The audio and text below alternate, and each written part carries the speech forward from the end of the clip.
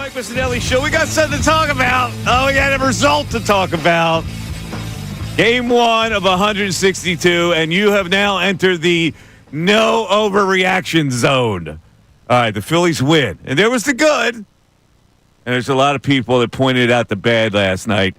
What was the good? Well, Alec Bohm with a crushing double that rescues the Phillies. You had Zach Wheeler sharp as attack as usual.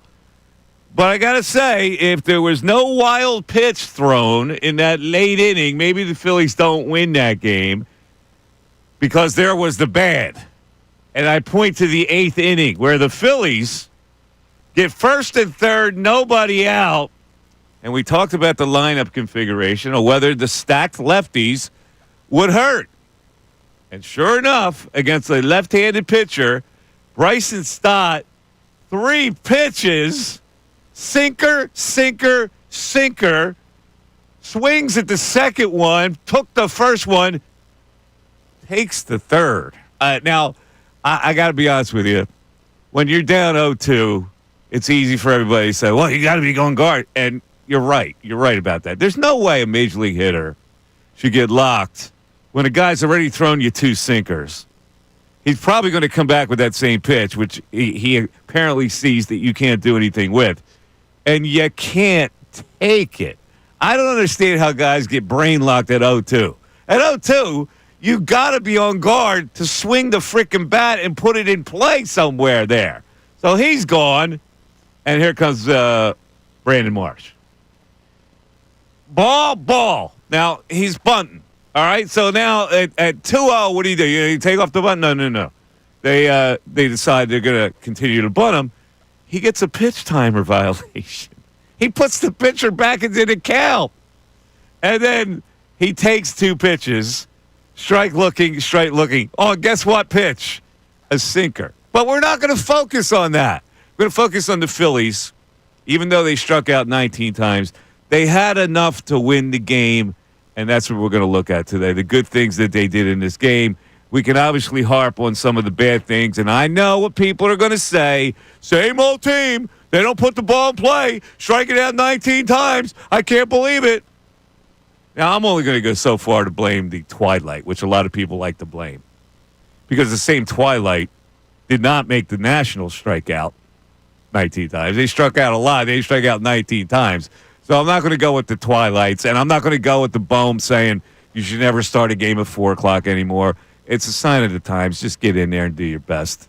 But the Phillies are 1-0. And again, game 1 of 162. And you've either elected to enter the no overreaction zone or you can overreact. So let's go to the people today on the Mike Missanelli Show. We got Bill Colorado. We got Ray Dunn. Bill, what was your reaction to yesterday? Big win, baby. 1-0. That's all I'm caring about. But there was a lot of positives to take from it. Look, you said that you're not going to focus on the shadows. The shadows, they do play a part in it. I don't want to completely absolve the hitters, but the Nationals also struck out 13 times, Mike. Let's not act like they did. It wasn't 19. No, it wasn't 19. That's 2 full innings more the Phillies struck out. It wasn't 19 strikeouts, but they did strike out 13 times, and we just chalk it up to, man, Zach Wheeler, that guy can pitch. But then Mackenzie Gore, who was throwing good stuff, it's, man, these Phillies hitters. So you can't have it both ways all the time. But I will say, even though they struck out a lot, I love the new lineup, man. I don't want to overreact to one game. I love the new lineup. Let's just talk about how they tied the game up. When the Nationals manager has to go to the pen, and you got Trey Turner now leading off the inning, and a hitter later you got Bryce Harper, who's a left-handed bat, but then Alec Bohm right behind him, who's a right-handed bat. What did the Nationals have to do? They go to the right-handed reliever to come in to face 2 righties and take their chances against Bryce. And Bryce, what a beautiful swing. Puts it over the fence, ties the game. That may not happen if you have Kyle Schwarber leading off. And I know it's only one game. I don't want to overreact to it, but it worked out perfectly. And even though Trey Turner didn't have the best game, he goes 0 for 4, did walk, he saw 28 pitches. That's what I want from him. I want him as the leadoff hitter to work into long, deep counts, see as many pitches as possible, because what else it does, when Bryce is in that, he's seeing, he is watching those pitches. When he's in the on-deck circle, he's seeing more pitches now. which is what he said he likes about hitting third. But now if you got a guy like Trey who's going to take a lot of pitches, it worked out very well. Max Kepler, he's my new adopted son for the season. I'm big on Max Kepler. I thought he had a nice game. Didn't love what we got from Jordan Romano, but I don't want to overreact to that. But at the end of the day, they did enough to win the game. And Alec Boehm coming up big, 2 outs, runners in scoring position in a big moment, and he drives that double. So there's a lot to like about the game. All right, also, the Phillies got 2 gifts yesterday. You know what they were? One was the wild pitch. One was the wild pitch. A total gift after the guy had gotten Marsh looking, and they looked like they could see him out of the inning. He gets a wild pitch, and that gives him the 3rd run. What was the other one? I would say the pitch to Alec Boehm. No. Why would you throw Alec Boehm that pitch out over there? Here it is. Here is the managerial error. Who pitched against Alec Boehm there? In the 10th? Mm-hmm.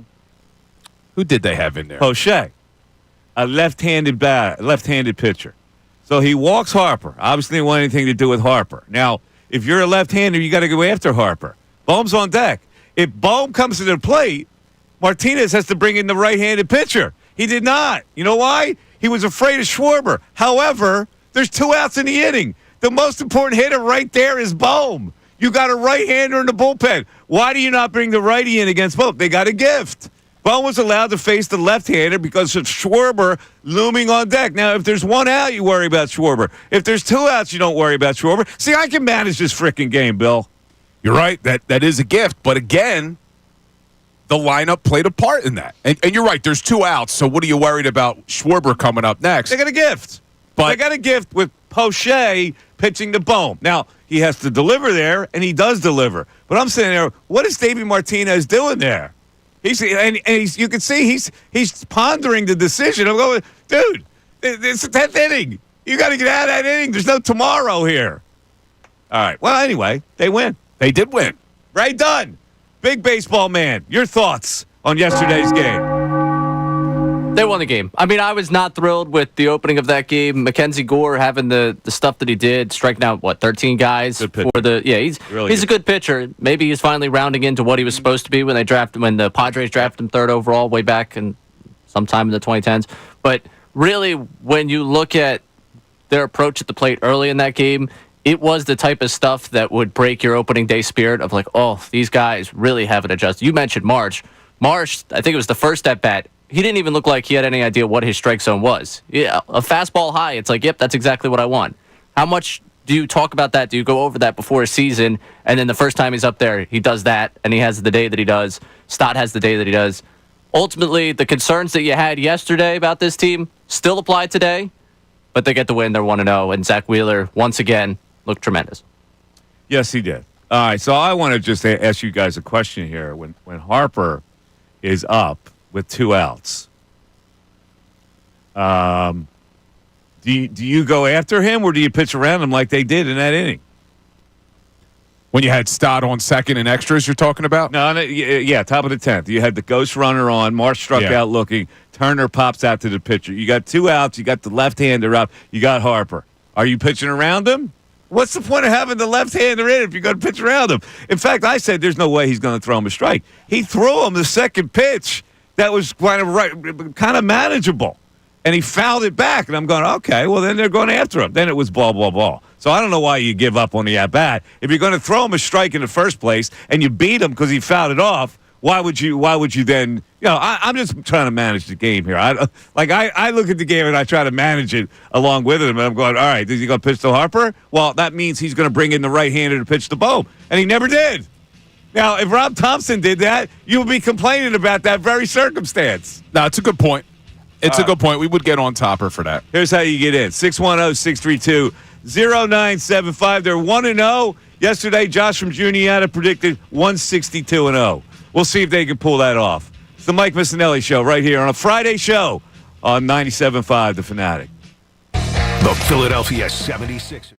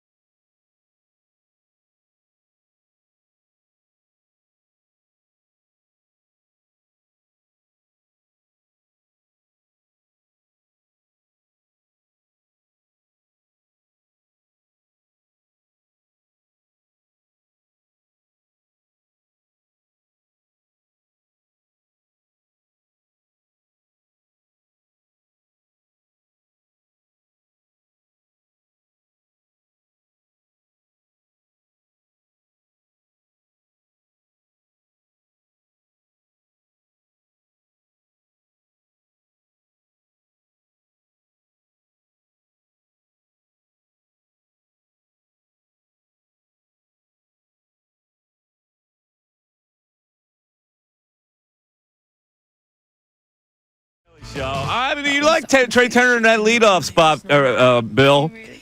Trey Turner led off 3 innings yesterday. First, fourth, and seventh. Over. I'm just trying to get these out of my system, these negativity things. The turning over the lineup crew, by the way, went 0 for 12.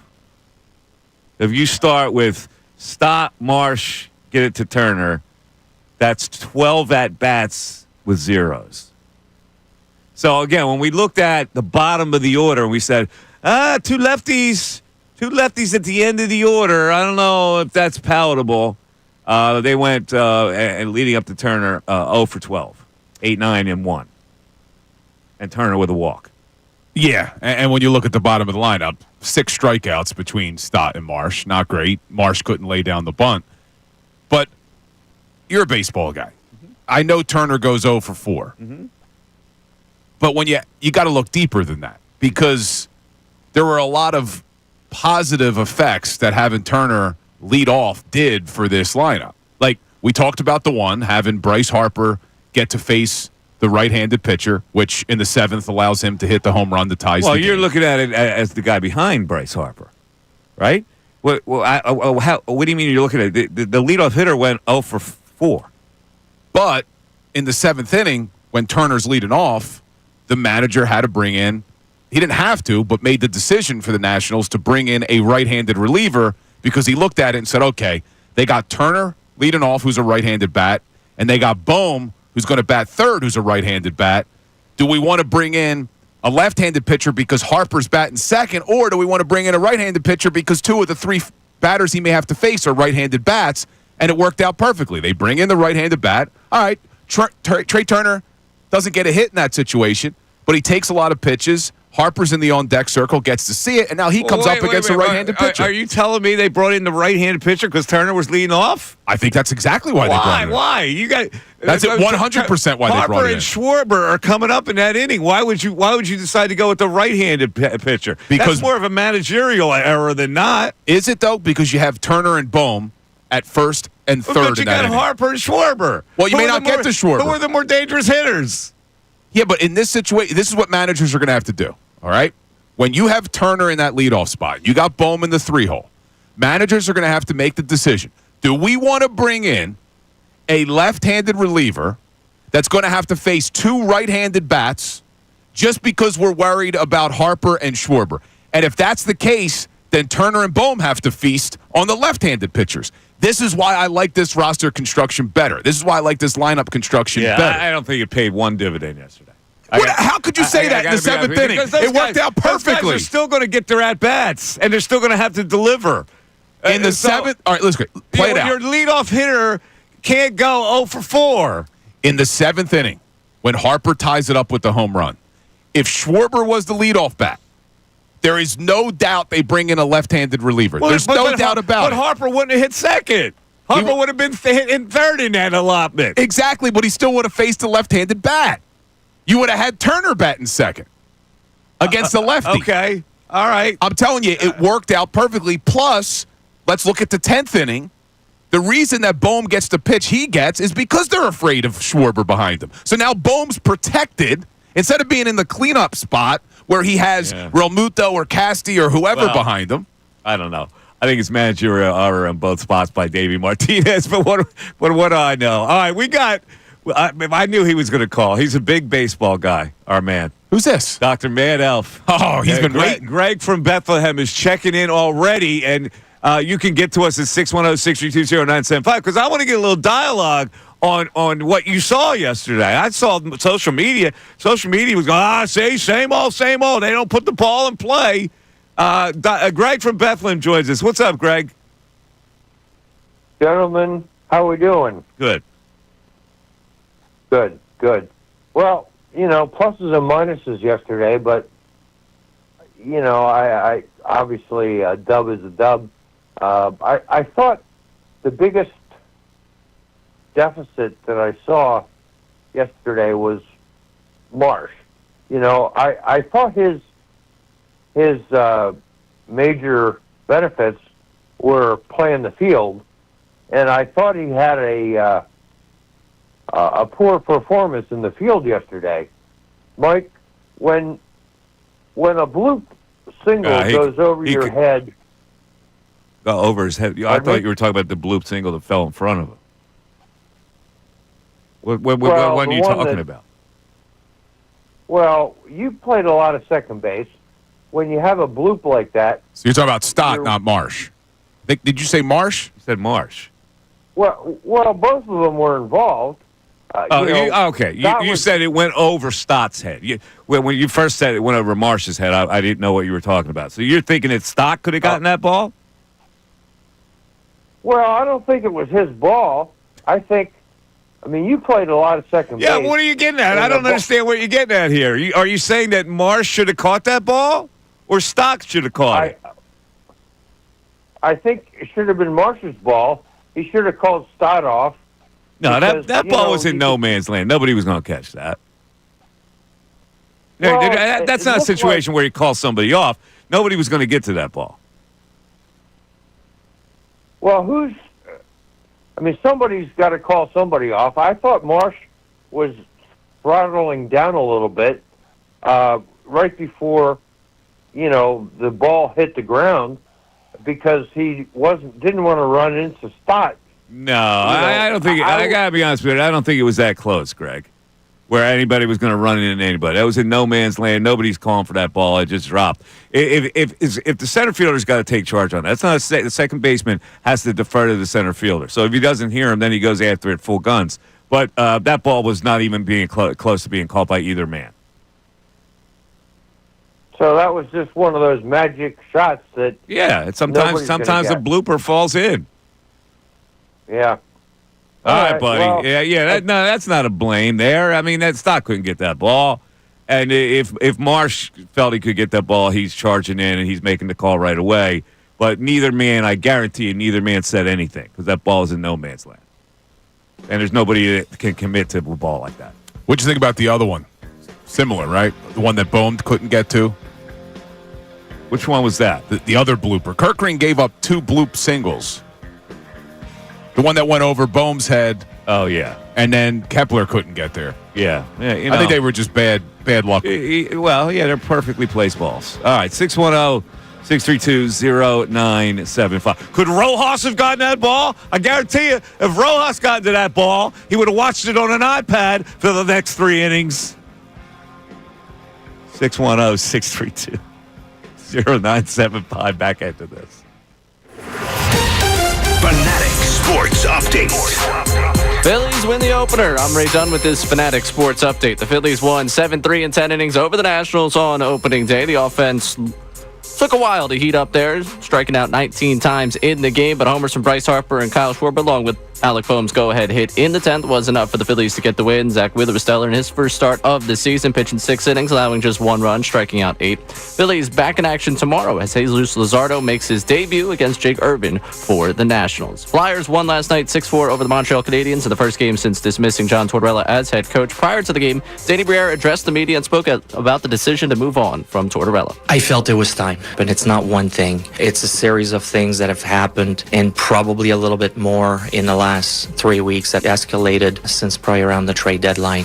Flyers back in action tomorrow against the Buffalo Sabres. And 76ers with a pair of games this weekend. First up Saturday night against the Heat, and then Sunday night against the Raptors. This update is brought to you by Jackson Hewitt. It matters who does your taxes. At Jackson Hewitt, expert tax prep is now $149 or less. Terms at jacksonhewitt.com/49-149. I'm Ray Dunn, the home of the 76ers and the Flyers. 97.5 The Fanatic and 97.5thefanatic.com.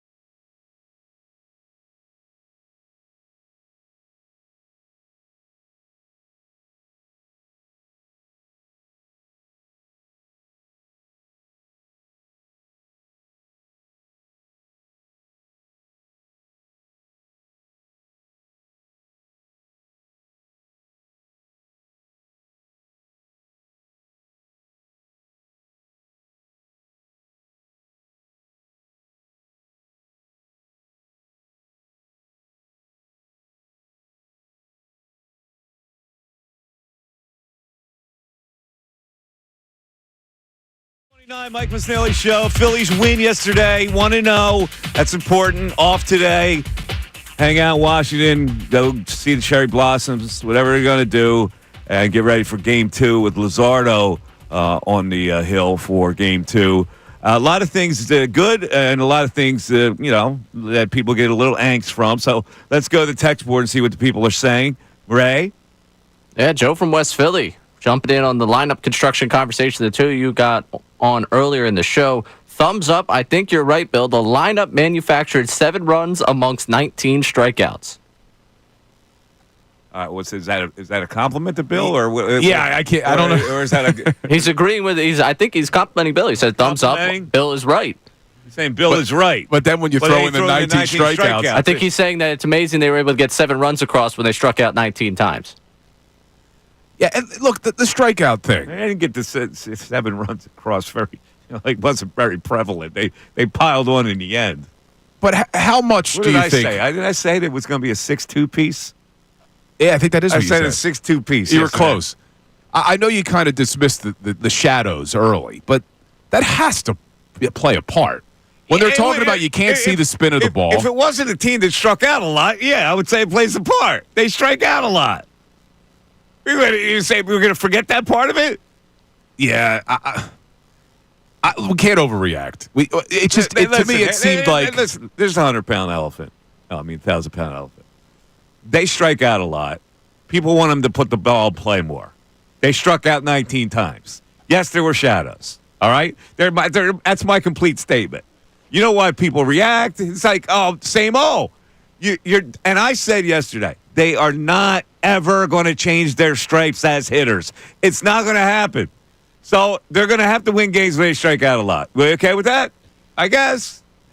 The reason I gave more credit to the Shadows than the Phillies just being a team that strikes out a lot is it wasn't as if I didn't see them chasing as much as what we were concerned about. Like when we've been frustrated with this lineup, it's because they chase so much. There were a lot of swings and misses in the zone. Yeah. Which I attributed to, all right, they can't see the ball that well. Mm-hmm. All right, what else we got on the text board? Because that one was hard to read. Paul and Glenside. When will people in the Delaware Valley realize Brandon Marsh is not a major league ball player? The wedding hair, the beard, pouring water over people's head is old. He stinks. Well, they stopped with the pouring water over people's heads because they didn't do it. Bohm did that to Bohm? They did not. He did his post-game interview, and they did not dump water on his head, which was good. But, yeah, the wet hair is – maybe he needs a clean cut. Yeah. You've said that before, Mike. Yeah, some looks get tired. See, when you can be eccentric if you're delivering. When you're not delivering, it becomes old. You know that. I mean, it's the same story in every sport, really.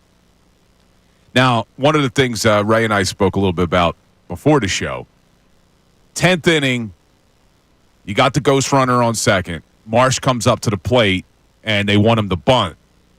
Would you have considered just pinch hitting for your favorite player, Johan Rojas, there? Would you have maybe put in Edmundo Sosa there and then brought in Rojas if you needed to as a defensive substitution in center? Yeah, maybe. Like, why let Marsh get up there and look ridiculous? Maybe. But, again, if you're going to pinch hit for Marsh in that situation, that kicks a guy in the ass. And Thompson doesn't do that. Thompson does not kick guys in the ass. But who was on the mound, too? Was it a lefty or righty? It was a lefty. Yes, I guess on the first day of the season when you've said we're going to give Marsh an opportunity against left-handed pitchers, you don't want to sit him down yet. You can't kick him in the ass. Yeah, I agree with you. All right, what else we got, Ray? We got unnamed texter here. My thoughts after the game yesterday was I really liked the way Kepler played the game. You can tell he sees the ball well at the plate and reads the ball well off the bat in left field. The complete opposite assessment for Marsh. Man, Marsh get a lot of hate today. Let people think Marsh should have caught that ball. Really, I mean, I didn't even have that thought at all. I'll tell you who should have caught the ball. Dylan Cruz in right field, JT's ball down the right field line. How's that a triple for JT? That's an error. It's a triple. That should be an error. The guy drops it. It's not an error when you have to run all that way and you got to get your glove to the line. Dude. A good outfielder makes that catch. That's not an error. Dude, I get it. He had to run far. That was a simple catch once he's over there. Not a simple Once catch. he's over there, he's got to catch the ball. Simple catch. He should have caught it, but it wasn't a simple catch. Only a simple catch you make an error on. Well, it's interesting you guys bring that up because we had a texter. All they said, Rojas would have caught that ball. Rojas would have caught the ball in the middle of the field, the bloop. The bloop. No, he wouldn't have caught the ball either. Yeah, I don't know about the bloop. The bloop fault falls in. That's not Marsh's fault, not Stott's fault. Rojas wouldn't have caught it. So, there's that. Yeah, I agree with you. We give Rojas too much credit. Let me just say one thing that has nothing to do with the Phillies, and we'll get back to Philly talk. The Flyers, we didn't really talk a lot about the Flyers firing John Tortorella. I'm going to make a declarative statement here. The hiring of John Tortorella, although it had good intentions, turned out to be an abject failure. And I'm going to tell you why people don't think it's an abject failure. Because the Jonesy Briere thing, they get them off the hook because they're popular and they have a certain immunity. The Flyers regressed under John Tortorella. He was supposed to mold a team that was a coming team. He did nothing of the sort. Normally, when administration hires a coach, for any other sport, they take a lot of heat. You hear any heat being put on Danny Briere and Keith Jones right now? They didn't hire Tortorella. Well, who hired him? They inherited him. Oh, okay. Well, then that's my bad. Yes, Chuck Fletcher hired John Tortorella in 2022. But they also said that they thought this would be a really good coach for this type of team. Yeah, they made the decision to keep him. I mean, they did make that decision when they came in. It was another bad decision by Chuck Fletcher by bringing in a guy who didn't necessarily fit a rebuild. But you're right. I mean, that's part of the reason that I was focused on the fact that they made a big statement about Tortorella being great for this team to shape what we are now, and he's the coach to take us to the next level, and he was a failure. I think it started to show signs last year down the stretch that Tortorella was not the right guy for a rebuild, and then they decided to bring him back this year again, and it proved it right again that, hey, this is not the guy for a rebuild. I do think Tortorella is a good coach. I do. I think Tortorella is a good coach, just not for this type of team. What team is he a good coach for? I think in this day and age, how effective are the John Tortorellas of the world? I think Tortorella would be good for a team that's got a lot of talent, that's maybe underperformed in the postseason, and you bring him in as a nice kick-in-the-ass type coach, and it's going to last maybe a year or two to try to put them over the top. He's not a guy that's going to be a long-term. And I don't know if he'll ever coach again. I mean, he's not a young guy, Tortorella. All right, I just want to get and then I apologize for the Flyer fans. You know anything about it? He wasn't even hired. I was focused on the fact that they made such a big deal about he was going to be the guy that could build this team, and the perfect coach for this type of team and where we are right now. 610-632 0975. It is the Mike Missanelli Show. Your calls. I want to get conversation here on the Phillies. I want to go back and forth with the people on what they saw yesterday. 610-632-0975. Back after this. We want to hear from you, so text us.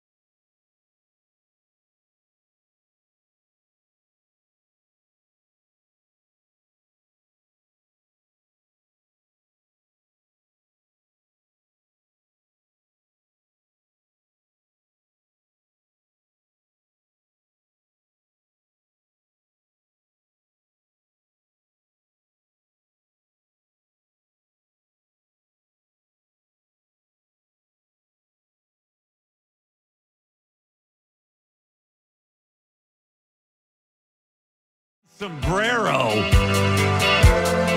struck out 4 times yesterday, made the last out twice, and a critical second out on a strikeout in the 8th. Not a great game for Brandon. No, it was not. But you can't overreact to one game. I'm willing to give him a couple more chances. Let's get all this out of our system. Wheeler, spectacular. Ryan Kirkring gave up a couple hits, wriggled out of the inning. Jordan Romano all over the place. 29 pitches in that inning, all over the place. No command at all. No feel for any one of the pitches. Did throw one good strikeout pitch, inside corner fastball that was pinpointed. Did have a couple strikeouts, but not sharp. I had one strikeout, actually. Strom, good. Strom was really good. Strom was good. Alvarado, sensational. Yep. Blew him away. So all those good things you look at. Let me ask you about that as we're talking about the relievers here. So Thompson decides to bring in Romano in the 8th as opposed to the 9th because he's doesn't have a true closer now. He's going to do a closer by matchups. Yeah. What do you think about that? He looked at who was going to hit in the 9th, and the lefties were going to come up. So he'd rather have Alvarado in the 9th. That's the way he does it. He's going to do closers by matchups. You like that? Yeah. Plus, to thrust Romano in a closer role in Game 1 probably is a bit too much for him coming back from what he's coming back from. I thought it was the safe play for him to go with Romano there. Do you think at a certain point this season they'll anoint a true closer, or you think it'll be like this all year? Well, I don't think Alvarado should be the closer. So if they anoint a true closer, Romano's got to take the job. And they'll give him plenty of chances to take the job. But if not, they'll have to do it this way the whole way long. I think Alvarado is better as an 8th inning guy than a true closer. And sometimes in the 9th inning, when you have to close, when you got lefties coming up, you can close out a game that way. I don't like him as a true closer. God, you want him more as the setup guy? Yeah, because he can lose his control every now and then. And as a closer, you can't walk guys. And I think if you go to the well too much with him, he has a tendency to get a little wild and walk a couple guys and put yourself in trouble. So I don't trust him as a true closer. But I'll trust him in spots as a closer, and I'll trust him in the 8th inning. Now, Romano, you just chalk that up to opening day jitters, new team, or do you have some concerns? No, I don't have any concerns. He was out of sync. You could tell. His delivery was out of sync. I thought his balance was a little out of sync. First time back in a really long time. Probably had some nerves in a tough spot. No, listen, he didn't pitch well last year, right? So he has a tendency to lose it every now and then. And this is a reclamation project with Jordan Romano. So you got to keep that in mind. But this is what you have. So you got to trust it. Yeah, you need Romano, though, because like we've gone over before, when you look at that bullpen, the sure things right now would be Strom. Would you say Kirkring and Alvarado are sure things? I'm excited about them. Alvarado's a sure thing. I don't have any fears with him. I know a lot of people still. He hasn't really blown up in a really long time, so I think that most people are confident about him. Kirkring's going to give up some hits every now and then, but I'm okay with him. I don't think that he is dominant yet, and maybe he won't get there this year, but I think you're going to be able to get by with him. And Strom, I can trust. See, this is a classic example of the hair thing. If Strom's not pitching well, we're talking about the hair. But it doesn't bother you. Right. Now, Marsh struck out 4 times yesterday. Couldn't put it down a bunt. Took a called strike for, come on. And now it's the hair's getting old. You see what I'm saying? Yeah. Like the Strom hair's not getting old. But if he was getting cuffed, guarantee it would be getting old. And Strom doesn't have the long beard either, though. He doesn't have the beard. Marsh has he's both always going. Fussing with the hair. After every pitch, it's the fussing with the hair, throwing it back. It's like, okay, you better be good. You know what I'm saying? Did you ever rock like fussing with the hair all the time? He's got the fussing thing going on. Did you ever rock long hair in the day? I had long hair in high school. You saw my team picture, my high school team picture. I had long hair. I looked like Adam Morrison. Remember that guy? No, you don't remember. No. He was a high draft pick. You know Adam Morrison? Yeah, right? I never put the two pictures together now. But in my head, it kind of makes Adam sense. Morrison back in the day. I was kind of kind of lean and skinny. Oh, I'm looking at it. Long hair. Did you have the little mustache going too? No, I couldn't have the mustache. Well, either can Adam Morrison in this picture. Yeah. but Sorry, Adam Morrison. This is not usually me taking us on a side here. You know the whole story about him with the apocalypse bunker? No. He has an apocalypse bunker. First of all, tell him he played for Gonzaga. Yeah. And he was a pretty high draft pick, if I recall, right? He was a thin 3-man who could fire a little bit. And he had this shaggy hair, kind of, was drafted pretty high, I thought. First round, 3rd overall pick. Yeah, third overall pick he was? Yeah. Oh, my God. He's won 2 NBA titles, this guy. I didn't realize that. He didn't have that long a career in the NBA. I guess he played for the Lakers. He was drafted by the Lakers. No, but he drafted by. He won 2 titles with the Lakers in 09 and 10. That was probably at the end of his career. But anyway, go ahead, Ray. Yeah, there was a whole thing that went around. It was like probably 2016, 17, 18, that sometime in there. Because I remember I was in high school, and this was one of the funniest things to me in high school, where I was like, he's got a apocalypse bunker. But I forget, one of his old teammates or another Gonzaga guy said, he's ready to go in case the world goes to crap. He was an eccentric kind of weirdo. Yeah, so apparently I remember that. I don't know if he ever confirmed that he has an apocalypse bunker, but the rumor was that he had an apocalypse bunker. There's like 3 people out there going that know who Adam Morrison is. We're talking about it here. Every time I hear his name, I think about the apocalypse. In any event. Let's go back to the text board, too, because a lot of Philly fans are chiming in today. They want to know, all right? So that's good. But there's a lot of things that went on in that game. You go, well, this was a portent for things to come here.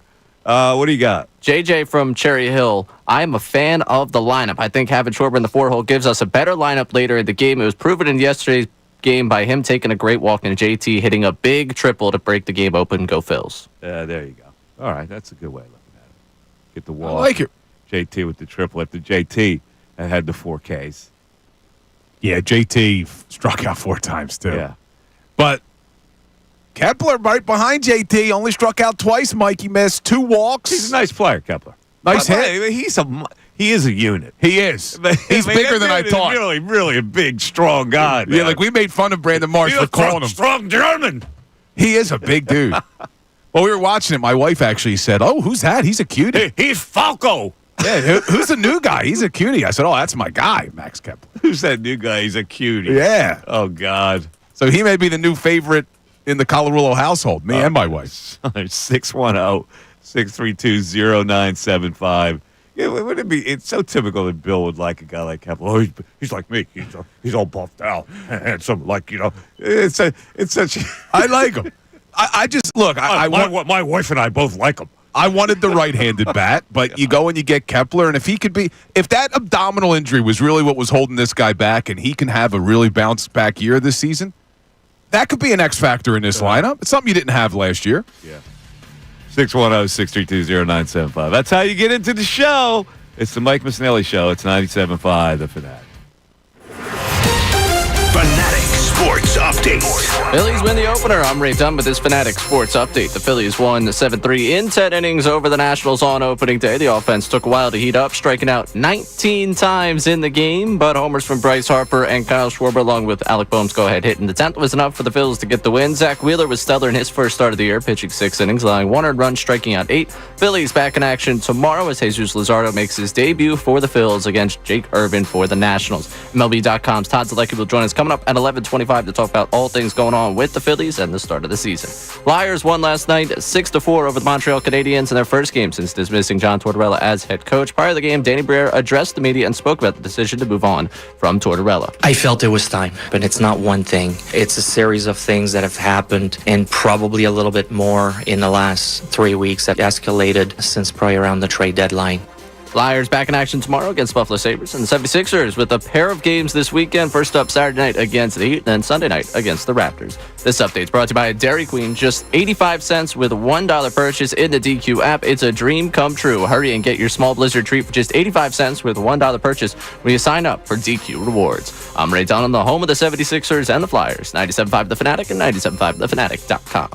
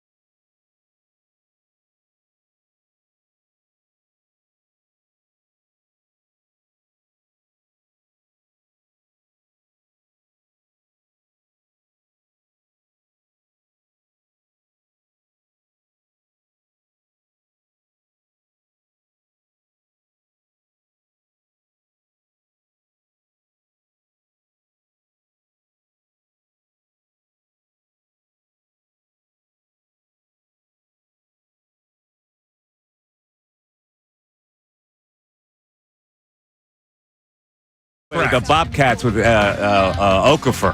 And then he was traded to the Lakers for 2 years. Didn't really play, but got 2 titles out of it. There you go. Okay, so as you notice today, it's my own personal whiteout. Get ready to play the song, Ray. Whiteout today for me. You know why, Bill? So it was the only thing clean? There you go.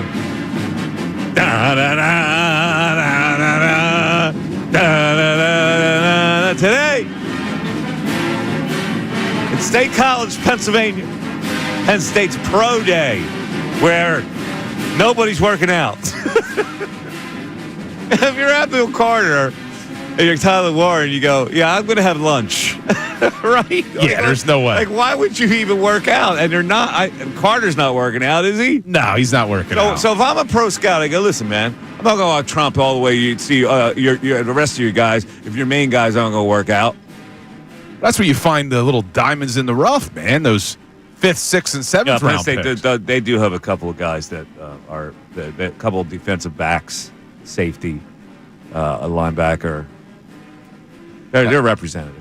Now, your buddy, though, Abdul Carter, assuming the Titans First take pick in the draft? Well, assuming the Titans take Cam Ward, I think they're going to go with quarterback Cam Ward out of Miami. That would give up on Levis? Yeah, I would. Right. Mr. Mayonnaise. But that would leave the Cleveland Browns at 2. Could you imagine if they drafted Abdul Carter and put him on that defensive line with Myles Garrett? Be tough. They'd be tough. But would they do that? Because do they go with a quarterback? Because you got Sanders sitting there. I don't know. It'll be an interesting draft. I got to be honest with you. At this point, Abdul Carter is more important for a team than any secondary quarterback you can take. You think? That's just being desperate for a quarterback to take. Like, if you're going to take Sanders over Abdul Carter, you're insane. You're talking about a dominant edge rusher for the next how many years? You don't even know if Sanders can play. You know Abdul Carter's going to be a dominant player. So you just roll with Kenny Pickett this year for Cleveland? What would you do? I don't know. You don't know? I don't know. Like, I would take Cam Ward if I'm the Titans over Abdul Carter because I think Cam Ward is going to be good. Second pick. Yeah, but with Shedeur Sanders, I don't know. You're right. It's a question how he translates to the NFL. You can't take a sure thing over a question. Now, but at the quarterback position is the one area where they will do that. But maybe Cam Ward is the closest thing to being a sure thing. Sanders, the evaluations for him are all over the place. Yeah, so you can't take an all over the place guy over a stud guy. Listen, let's face it. How important is the outside rusher at this point in the NFL? I mean, that guy is Micah Parsons. Yeah, I think he's a sure thing. You're right. So, but here's what could happen. That could be frustrating. If the Titans take Cam Ward at 1 overall, and the Cleveland Browns take Shedeur Sanders at number 2, you know who's on the clock at number 3? The New York Giants. I don't want to see Abdul Carter in a Giants uniform. I don't want to see that. But Joe Shane will mess it up. That's a no-brainer. If Maybe Joe Shane will mess it up. Maybe the Giants move into 2 to reassure themselves of that. What? That they could get a quarter? See, but they want a quarterback. Yeah, but again, to me, it's not even a consideration. I know teams need quarterbacks, and people tend to overvalue quarterbacks because they have to have a quarterback. You're talking about this guy being really should be the first pick in the draft when you think about it. Yeah, he's a one overall talent. He's that good. Yeah, he is that good. But I'm looking at a mock draft right now that was done today by Charles Davis, NFL Network. They got Carter going 3 to the Giants, and they got Tyler Warren going 7th overall to the Jets. That would be 2 top 10 picks for your Penn State and Indy Lions. That'd be deserved. Well, but they're both going to. I mean, don't you think they're going to? Isn't it inevitable? I think they'll both go in the first round, but Tyler Warren's going to go 7th overall? 10? Woo! Tie. Done, man. He is good. Mike Missanelli Show. You're listening to it. WPEN HD1, Burlington, Philadelphia, Beasley Media Group station, broadcasting live from the Comcast Business Studio, powering possibilities. All right, the Phillies with a win last night. They tacked on some runs in the 10th inning with the ghost runner situation. They had a 3-1 lead that the relief corps blew, And then they prevailed because Alec Boehm had a really good at-bat, and so did JT Realmuto. And they get out of there with a win. Unfortunately, do not get Wheeler the W, though. Yeah, no W for Wheeler, but he was lights out. Wheeler's just so damn good and reliable. But see, this is where I get frustrated with people. And I know you said that that the Nationals didn't strike out as much as the Phillies did. But they still struck out 13 times, and Wheeler was dealing. He struck out 8. We don't look at Wheeler's performance and say that it wasn't Wheeler who struck out the Nationals, but we look at the Phillies striking out 13 times, and how many strikeouts did Mackenzie? 19. 13 to Mackenzie Gore. That was Mackenzie Gore struck out 13. And Mackenzie Gore goes 6 innings. I know he's not Wheeler, but he's a good pitcher.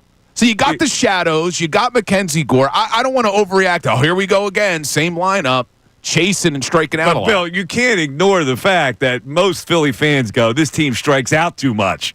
This team's problem is they don't put the ball in play. And when you get to the playoffs, if you don't put the ball in play, you keep striking out. That's why you lose in the playoffs. You can't ignore that. It's the essential problem of the Phillies. I understand it, but I do think you got to give them a little bit of a benefit of the doubt. You had a really good pitcher on the mound. You got the shadows with the 4 o'clock start. It's the first game of the year, and they delivered when they had to. And here's the big question. The underlying question for fans is this. Can you be Bill? Can you overcome what the Phillies don't do and not react to the struggles they have and just enjoy the win, man? Just enjoy the win. And that goes for every game. There's an angst that follows this Philly team because they haven't gotten it done. They're a good team. They're going to be in playoffs again. They're probably going to win 89, 90 games. But the angst that follows this team is what you saw in Game 1. They don't put the ball in play enough, and that's going to hurt them in the playoffs. Can you be a fan and ignore that? Can you be oblivious to it like you're trying to be? Well, I just got someone on the YouTube chat, Idol76, responding to me. Because we remember the last 2 seasons, Bill, dumb. But I said this earlier in the show, and people are saying this in the YouTube chat in response to that comment. This felt different to me. I know they struck out 19 times, but I didn't feel like they were chasing out of the zone a lot.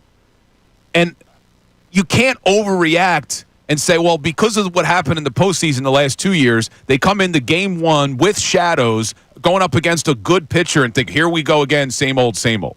I just don't think that's going to be the case. Maybe I'm being naive.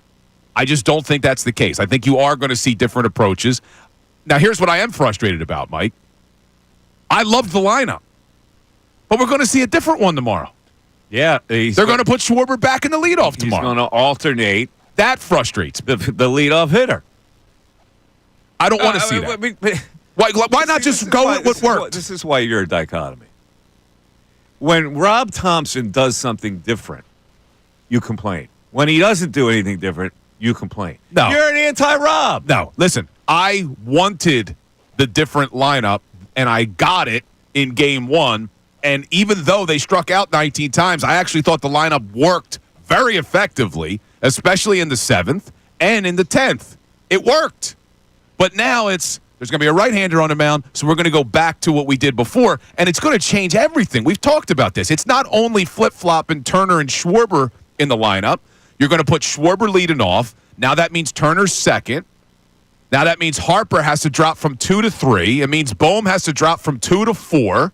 And then who's your 5-hole hitter? It's not going to be Realmuto. It's probably going to be Kepler. Like, you got to move everything now.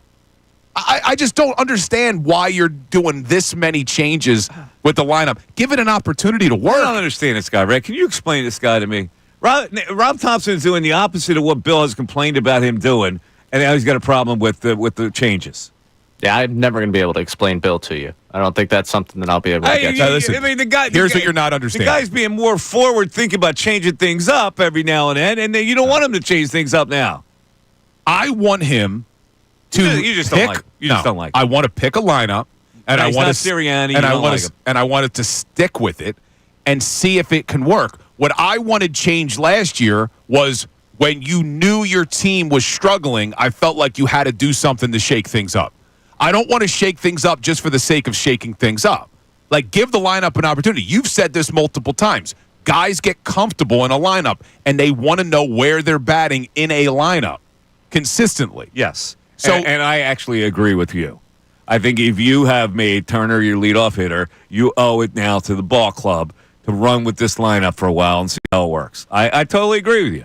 And I don't think there's any need to change it up because there's a left-handed or a right-handed pitcher. I don't understand that whole mentality. And I think there you go. And I think Topper did confirm before the game. He went Topper. I did go Topper. He went Topper. I don't even go Topper. I think and I like the guy. I think Topper confirmed before the game that they are in fact going to do this alternating platooning of the lineups depending on who's there, which means tomorrow you're going to see a different lineup. They're supposed to keep guys on their toes. Like I don't know what that's supposed to accomplish. I think it's foolish. But I don't. When I catch Schwarber's leadoff home run tomorrow, I'll be thrilled. Yeah, where are you sitting out in right field? Oh no, he's going oppo tomorrow. You're in left field. Center. He's going to hit it right to me at 101. See, here's the thing about the fan base, though. This is like two fists going together. It's like, you remember Love and Hate with Radio Raheem and Do the Right Thing? I don't remember, but I'll take your word for it. Remember? You see Do the Right Thing? I did not. You never saw Do the Right Thing? I never the did. Spike Lee movie? I don't know if I did. Is that the one that you love with the pizza shop? Yeah. Yeah, I never saw it. It's a very poignant movie, The Sign of the Times. But anyway, Radio Raheem was like Love and Hate going constantly at each other, trying to battle it. So this Philly fan base is like enjoy versus the angst of enjoying it. It's like enjoy, but look, this team doesn't change its stripes ever. So you're going to have to go through that whole year again from day one, which happened yesterday, and you saw it on social media. Oh, it was great. Through an entire. So I am saying that the Philly fan base cannot watch the team without overreacting to the struggles. It is impossible because the Phillies have set up the fan base not to enjoy it.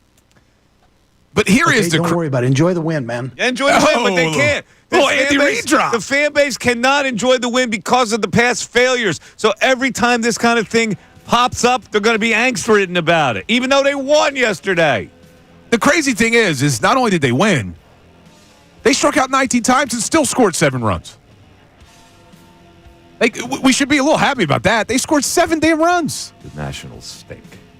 Mackenzie Gore's a good pitcher, though. You got to give that guy some credit. Until Mackenzie Gore got out of the game, how were you impressed? Nah, their bullpen's terrible. 6-1. I mean, even Finnegan couldn't find the plate. Every day of Finnegan couldn't find the plate yesterday for them. Mike Missanelli Show continues on 97.5 The Fanatic. Andrew Salciunas. I get the sense that this is the last hurrah.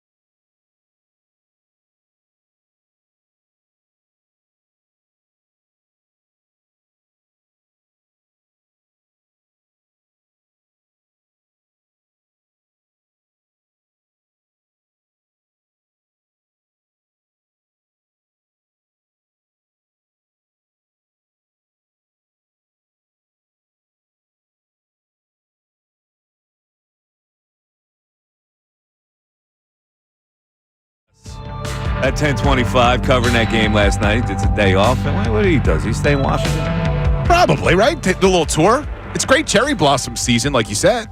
Yeah. You ever see the cherry blossoms this time of year? Yeah. Lovely. Lovely, Ray. You're going down tomorrow. That's right. I had a cherry tree in my backyard. Yeah, but not like they got in D.C. Yeah, I had the cherry blossoms and all. No, I mean, Oh, not like, That- I didn't that have an beautiful- orchard of it, Yeah. crying out loud, but I had the same cherry blossoms, and my father trimmed the tree, and it was dead. That was the end. We used to pick big cherries off the tree as a kid. Get on a little ladder, get a bucket, pick these beautiful cherries. He decided he was going to trim it one year. you can't eat them, though, right? Yes, they're big cherries. You can eat those? Yeah, there's two kinds of cherry tree. One's a sour cherry tree where you make cherry pie out of those cherries. The other is the big cherry tree. I mean, it really is the perfect time to go down. I'm reading an article right now. It's official. Cherry blossoms reach peak bloom. That's a tongue twister. Peak bloom in D.C. as of today, Ray. Tongue twister for some people. Who you going down with? You driving by yourself, Ray? Yeah, I or drive you- by myself. Meet a friend down there. Oh, lady friend? It's a friend of mine. I don't know why you got to make Be this nice weird. and romantic to go walk the cherry blossoms. Now we know he's established it is a lady friend. You got to make it weird, though. Friend It's a friend who's a woman. The friend zone. Oh, It's a you friend are meeting a lady friend. Yes. I was but kidding. I'm meeting a friend. Friend zone? A friend. Friend zone. A friend. I'm not talking to Ray anymore about his personal life. He gets too mad at me off air. Yeah, because always I ever open up say the can anything, of Ray, worms. Ray does get mad, but Bill, let's you and I have this conversation. Lady friend. Now, we know, like from our experience, a lady friend with a guy is sometimes you hang in there until you get over past that friend because she thinks it's a friend. You really are looking for something more than that, so you hang in. What do you think? Is that the situation, or do you? No, we're not even involved in Ray. In this We're not going to conversation. involve. The conversation about Ray, but it's between us. Well, there's one of two things going on here. Either Ray, yes, likes her and is hoping that there's more, or Ray is just a selfish bastard who says, you know what, I need a place to crash for this Nationals Phillies game. So he's just going down. Yeah, this is why Ray's I'm making a day trip. I Ray- want to make Ray, that very clear before you're people not- get You're not involved meanings in this misconstrued. Ray, you're not involved in this conversation. So maybe it's just There's like, a you know what? conversation about Ray between Bill and Mike. Yeah, he could just been like, you know what? I don't have anywhere to stay. Hotel rooms are expensive because it is peak season for cherry blossoms. Yeah. So maybe I could reach out to this Now let me friend of ask mine. Bill: have you ever wallowed in the friend zone, hoping that it would get over the hump, No, so to speak? I never did. You were not one of those. No, I mean I've had That's 'cause lady you friends. were a big man on campus. Yeah, but I've never been. I've never had a lady friend that I was hoping it escalated to more that it never did. Really? Yeah, I've never gotten stuck in the friend zone. How about that cute little blonde that was on your campus who played softball? Which one's that? The one. You know who I'm talking Yeah, about? mutual friend. Yeah. I was friendly, but never in the friend zone because I had I had a girlfriend in You're college. stabbing about it. Oh yeah, I don't know what to say here. I don't know what you want me to say. I don't know what you want me to say. We had a mutual friend. you and I. We had a mutual friend, and you were friends with her on campus. But I had a She girlfriend. was in college. attractive enough to hang in there, the friend zone, until it went over the top. Yeah, not for me. Not though, for you, because you had a personally, girlfriend in college. who was friends with her. Whatever happened to the girlfriend in college? She was a year younger than me, so when I left college, we broke up. When I Did you graduated, break her heart? You left Gettysburg. She was still there. You couldn't return to Gettysburg for weekends? I could have, but I made the decision after I graduated. Oh, I want to be single. Type. You thing. just broke it off just like that? How long of a girlfriend was it? 3 years, man. 3 years worth? You left campus and said sayonara? I did. What a heartless... Did you break her heart? I think I did, but then we did get back. Man. We did get back together when school restarted, and then- I did and then you visit. broke her heart again? and then I did visit a couple times. It just didn't work out. Wish her the best.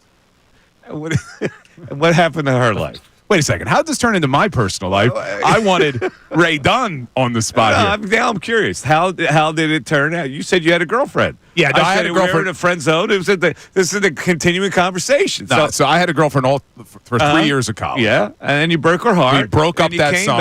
back. Then we got back together, and then it just didn't work And out. what happened to her? Honestly, I have no idea. Really? I have not spoken to her since that. So it's 2006, maybe? So I have you no think that she's like going through the YouTube and all of a sudden she sees Colarulo, he's on the screen, he turned into this type of guy? If you're out there, 610 Oh, yeah. Could you imagine? 632-0975. I mean, I'm sure many women look and say, man, the one that got away, Bill Colarulo. And she's with some guy now where she's rolling her eyes when he talks. You know, like what? It's probably only if you knew as much about baseball as Bill, only if you could shoot a basketball as well as Bill. Knockout Only champ. if you could hit a 100-mile-an-hour fastball like Bill. You could be Tiger Woods. You can win the Masters. Yeah. Well, my number one ribbon that I got for winning knockout is on our fireplace mantle as we speak, being displayed proudly in the house. Yeah. All right. Well, in any event, coming up, we're going to talk to Todd Zalecki. And also, a little later in this hour, before we get to this is kind of news at noon quality. But you know, LeBron James, you can't say anything anymore about LeBron James. He has reached this status where anything that's critical, he's going to come at you. He has turned into that guy.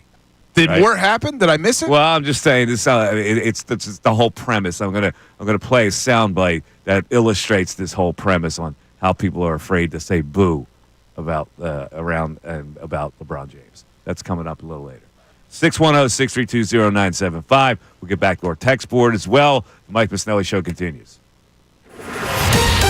Fanatic Sports Update.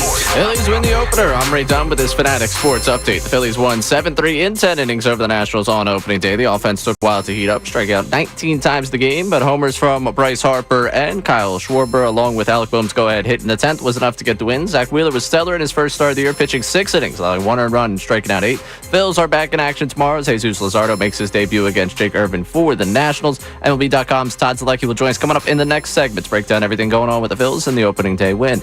Flyers won last night 6-4 over the Montreal Canadiens in their first game since dismissing John Tortorella as head coach. Prior to the game, Danny Briere addressed the media and talked about the decision to move on from Tortorella. I felt it was time, but it's not one thing. It's a series of things that have happened, and probably a little bit more in the last 3 weeks that escalated since probably around the trade deadline. Flyers back in action tomorrow against Buffalo Sabres. The 76ers have a pair of games this weekend. First up Saturday night against the Heat, and then Sunday night against the Raptors. This update is brought to you by Rapid Radios. Rapid Radios are instant push-to-talk walkie-talkies offering national LTE coverage for a limited time. Go to rapidradios.com now for 60% off and free UPS shipping. Add code radio and get an extra 5% off. I'm Ray Dunn on the home of the 76ers and the Flyers. 97.5 The Fanatic and 97.5thefanatic.com. Philadelphia.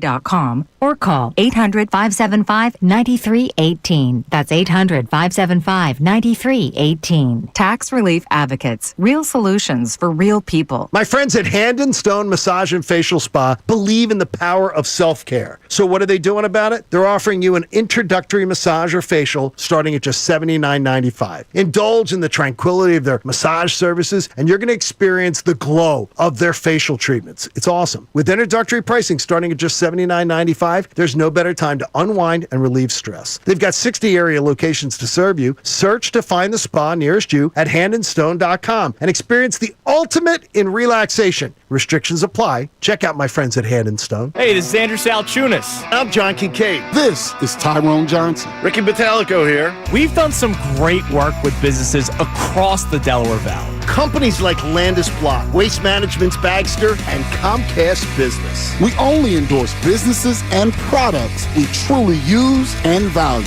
Think about the impact of hearing Fanatic personalities talking about your organization and driving customers to your company. Go to 975thefanatic.com/advertise to learn more about how The Fanatic can help you market your products and services.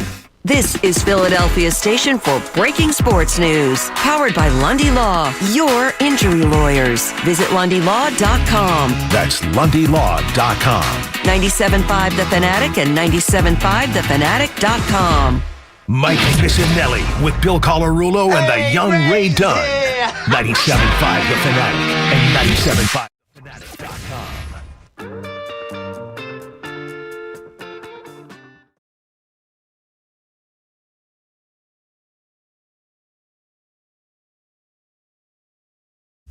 And some things popped up that scared fans. We're going to play kind of a fan reaction a little later this hour. A lot of strikeouts.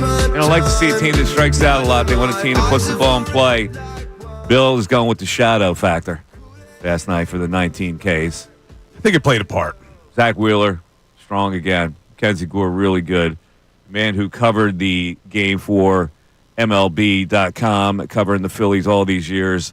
The venerable scribe named Todd Zalecki joins us. Hello, Todd. How are you, buddy? Hey, Mike. How's it going, man? Fantastic. You know how Philly fans react, Todd.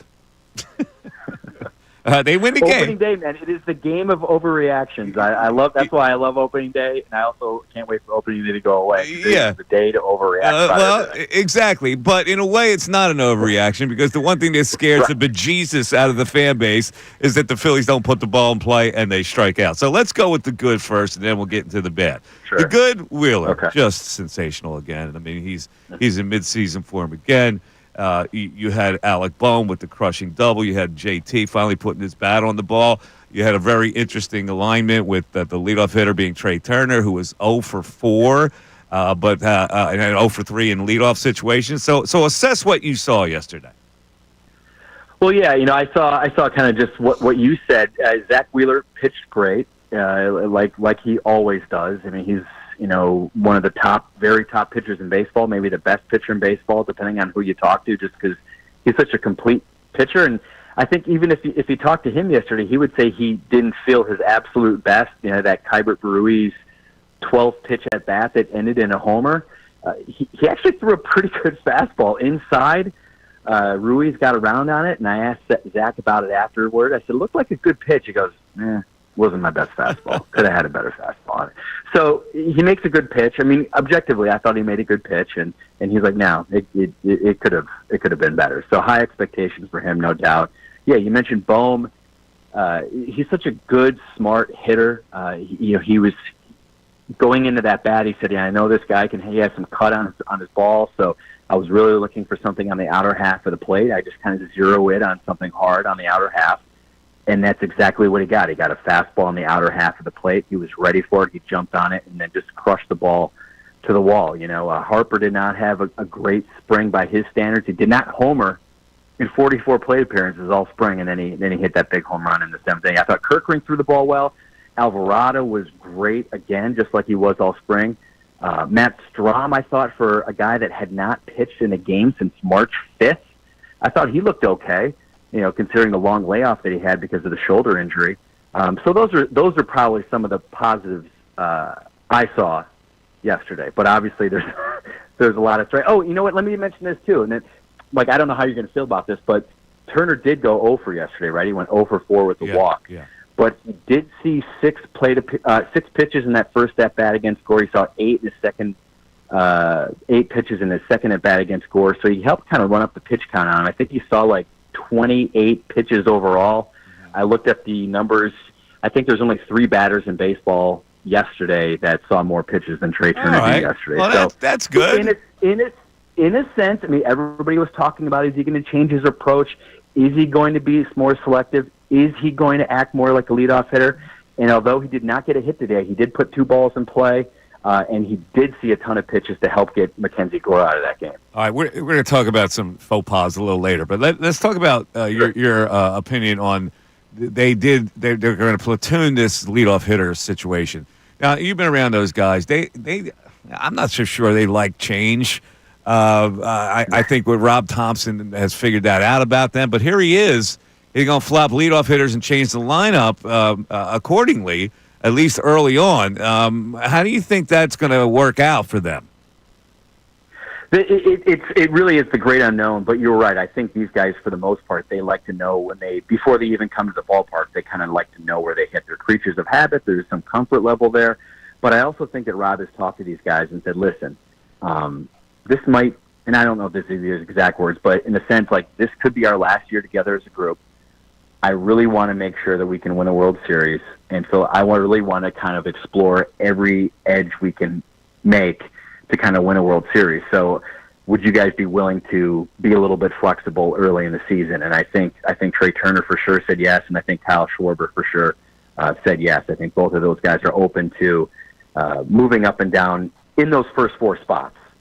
So we'll see how it goes. But Rob basically said yesterday, don't be surprised if Kyle Schwarber's hitting leadoff on Saturday against Jake Irvin, who's a right-hander. So yeah, I mean, it's going to be interesting to see how it goes. I wouldn't be surprised at one point if Schwarber ends up back there full time. I wouldn't be surprised if Bryson Stott has a great year, if he moves up at some point. But this is the way it's going to be for the short term. It was interesting that they did get him in an advantageous position where Harper hit and where Schwarber hit yesterday against Washington was pitching. So it did work out there. But I want to look at the 8th inning with you. Phillies 8th. So they get Kepler doubles, Castellanos singles. Now here comes Stott.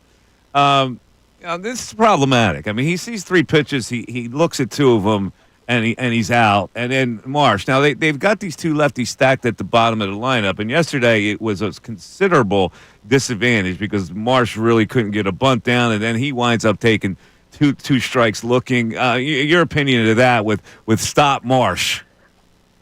Yeah, for sure. I thought Stott's at bat. I was like, wow. He really had been having good at bats in spring training. I think he walked like 13 times. He was really having a nice spring. So that at bat kind of jumped out at me immediately. And then the Marsh at bat. Of course, hindsight's always 20/20, but I couldn't help but think about, man, that could have been a spot for like maybe a Buddy Kennedy if he made the bench, a right-handed bat, or maybe a pinch hitter in that situation. But Marsh, those 2 guys at the bottom. I know Marsh. What did he strike out 4 times yesterday? Yeah, just not a good day. Not a good day for Brandon Marsh. But this is kind of good or bad. I think they kind of want to learn either way what kind of guy they have here. They've talked a lot the last 2.5 seasons coming over from the Angels, and I think it was July of 2022. They've talked a lot about, we think Brandon Marsh can be an everyday player. And so I think they're going to give him some run early in the season. That means against lefty pitching.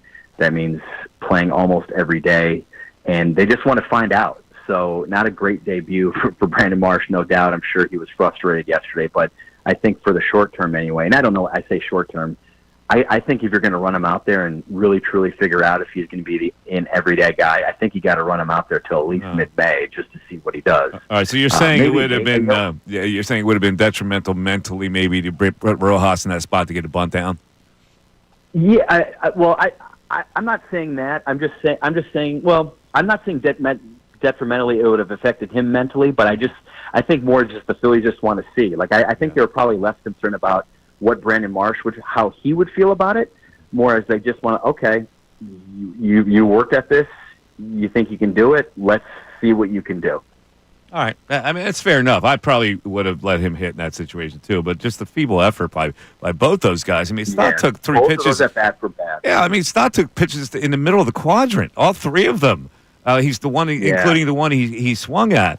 All right, so let's go to the bullpen now. And, well, I don't know if the plan is that Romano's going to be the eighth inning guy early on, or whether he's going to do it accordingly. Do you have any insight on that? And yesterday I guess they didn't want to throw him into the fire as a ninth inning closer.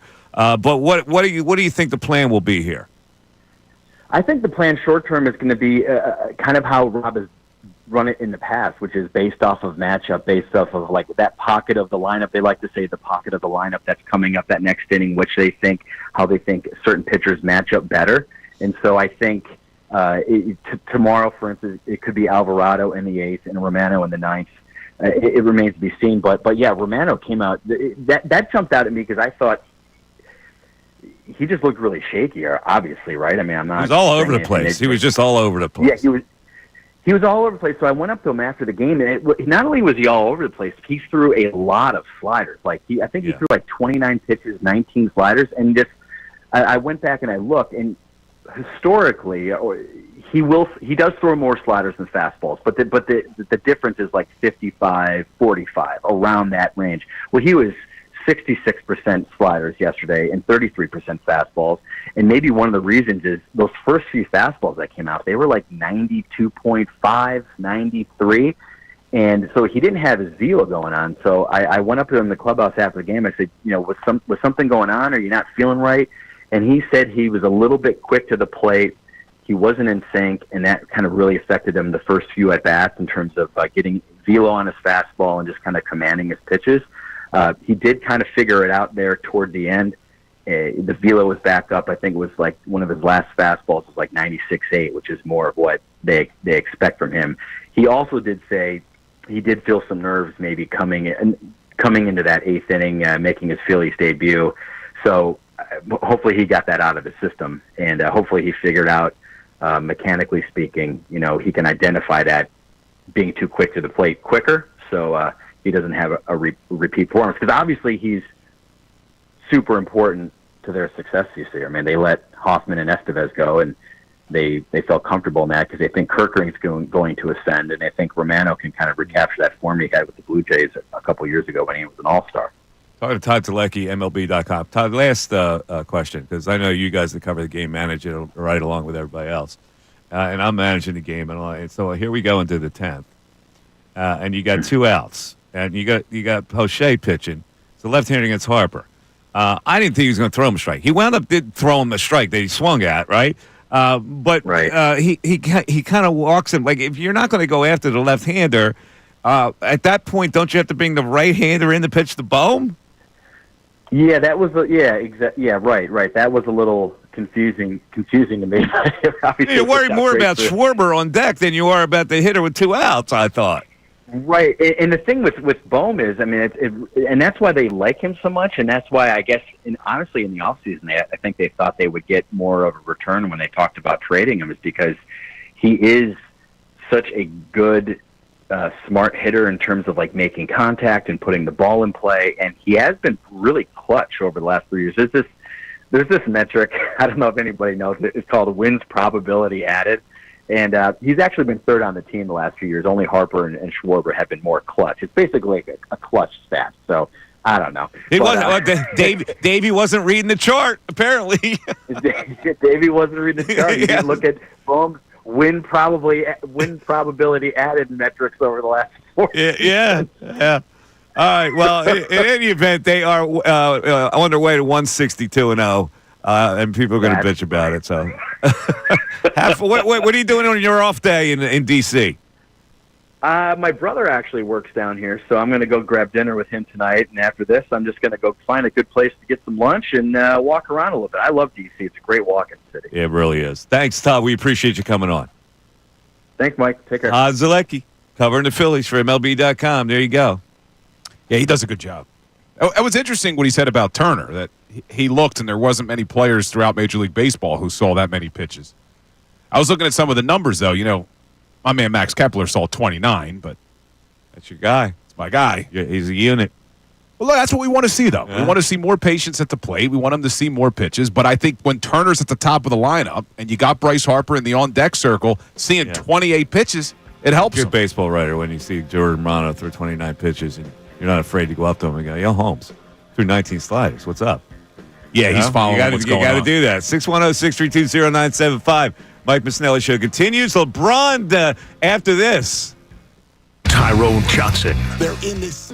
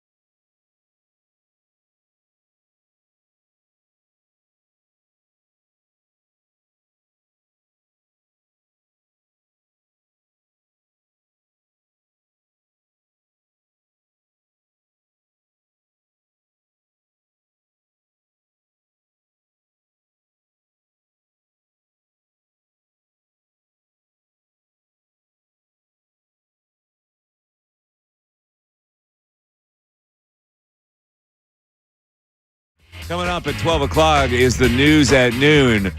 There was a great NBA game last night. I know we weren't paying that much attention to it. We had the tournament games on. By the way, I cashed another one. Bing! Bing, bing! Let's see. It's 14 of my last 16 have cashed. I took Alabama last night. They win in a rout. But anyway, you had the NCAA game on. So this big game, the Chicago Bulls and the Lakers were on last night. Just an unbelievable ending to this game. Let me just paint the scene here. The Lakers have a 115 to 110 lead with 12 seconds left, Bill.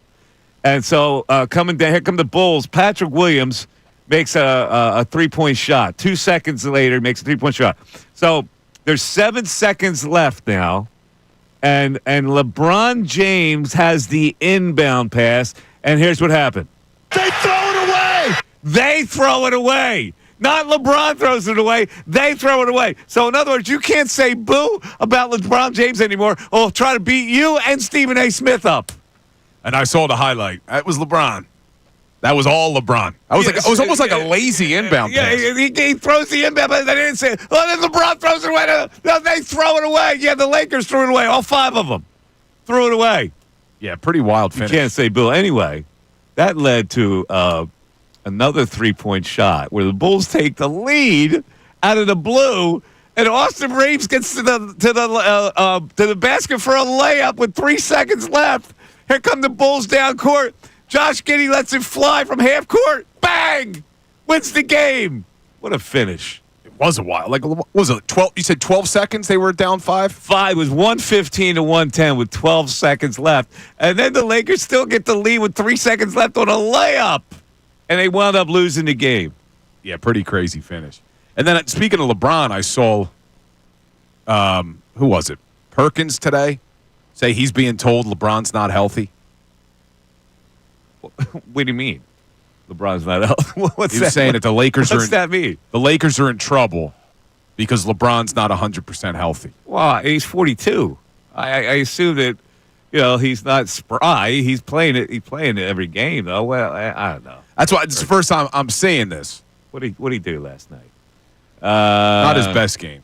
He played 39 minutes last night. Yeah, but he was a minus. Yeah, he was 8 for 20 and a minus 10. Yeah. He had 12 assists, though. You play 39 minutes, you're not hurting.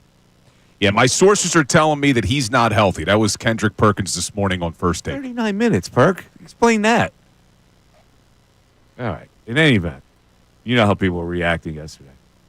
Same old Phillies. Strike out. They don't put the ball in play enough. They won the game. They did enough to win. They beat a team they should beat.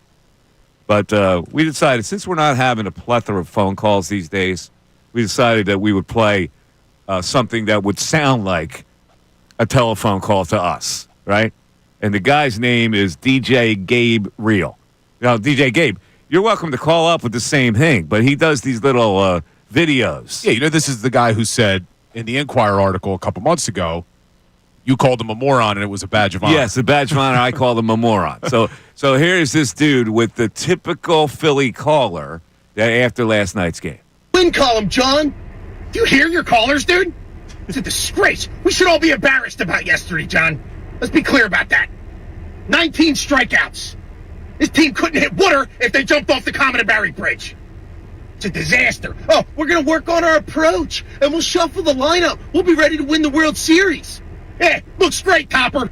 More strikeouts in one game than I had in 4 years at Bonner.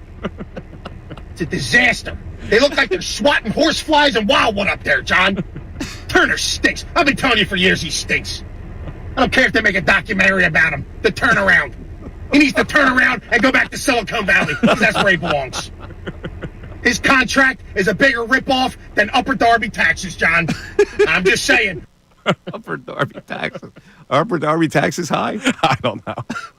Check on the taxes. Upper Darby. They couldn't hit water. They fell off the Commodore Barry Bridge. I like that he picked the obscure bridge. He could have gone Burlington, Bristol. Because you go up to Commodore Barry, you're dead. Like, if you jump off the Burlington, Bristol, you may survive. You may make it. Yeah.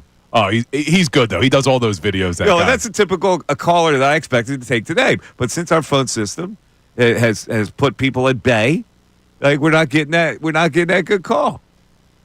Yeah, but what we were doing is, I'm sure you were, just scrolling Twitter last night, the first couple innings of that Phillies game. I knew it was going to happen. Oh, it was great. Pete, the overreactions, and some of them were sarcastic, but just overreaction after overreaction. You know who we should check in on? That kid that you spoke to on the air. Remember that Philly sports sufferer? Did you block him yet? Philly sports sufferer. Yeah, I don't know what. I haven't heard from him in a while. Because he had to be going crazy yesterday. Philly sports sufferer. I'm not sure where he is these days. I think he may have, I'm just scrolling his Twitter to see if he was overreacting earlier. Yeah, classic BS. God, Romano is awful. Jordan Kimbrell, he called him. Oh, yeah, I must have blocked him. I had enough of that guy because he's not appearing on my Twitter, which is Mike Mess 25. Yeah, he is. That guy is out of his mind. Oh my God, bro, are we serious? Yeah, that guy is just demented. But there was a lot of people on Twitter acting this way after one game. Of course, and we'll go over the good and the bad. We got the news at noon coming up, but there was some. They won the game. And a lot of people go, well, yeah, but that's, when you win games like that, eventually you're going to lose games like that because you're not putting the ball in play. And I get it. You're not wrong, as Bill would say. Mike Missanelli Show continues. Fanatic Sports Update. Phillies win the opener. I'm Ray Dunn with this Fanatic Sports Update. The Phillies won 7-3 in 10 innings over the Nationals on opening day. The offense took a while to heat up, striking out 19 times in the game, but homers from Bryce Harper and Kyle Schwarber, along with Alec Boehm's go-ahead hit in the 10th. That was enough to get the Phillies to win. Zach Wheeler was stellar in his first start of the year, pitching 6 innings, allowing 1 run, striking out 8. Phillies back in action tomorrow as Jesus Luzardo makes his debut for the Phils against Jake Irvin, pitching for the Nationals. We spoke to Todd Zalecki earlier this hour about the Phillies, about that opening day, everything going on with the club.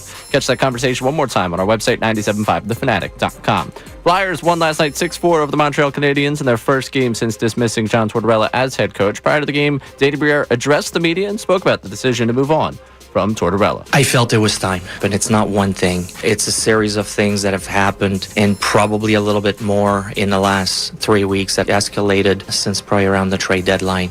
Flyers back in action tomorrow against Buffalo Sabres. 76ers pair games this weekend. First up Saturday night against Heat, then Sunday night against the Raptors. This update is brought to you by Mercedes-Benz. That feeling of owning your first Mercedes-Benz is hard to believe, but it's real. From the leather stitching to the iconic design, every element of Mercedes lives up to its reputation. See for yourself at your local dealer. I'm Ray Dunn, the home of the 76ers and the Flyers. 97.5 The Fanatic, 975thefanatic.com. Flyers general manager Danny Briere. The firing of head coach John Tortorella. It's not one thing. It's a series of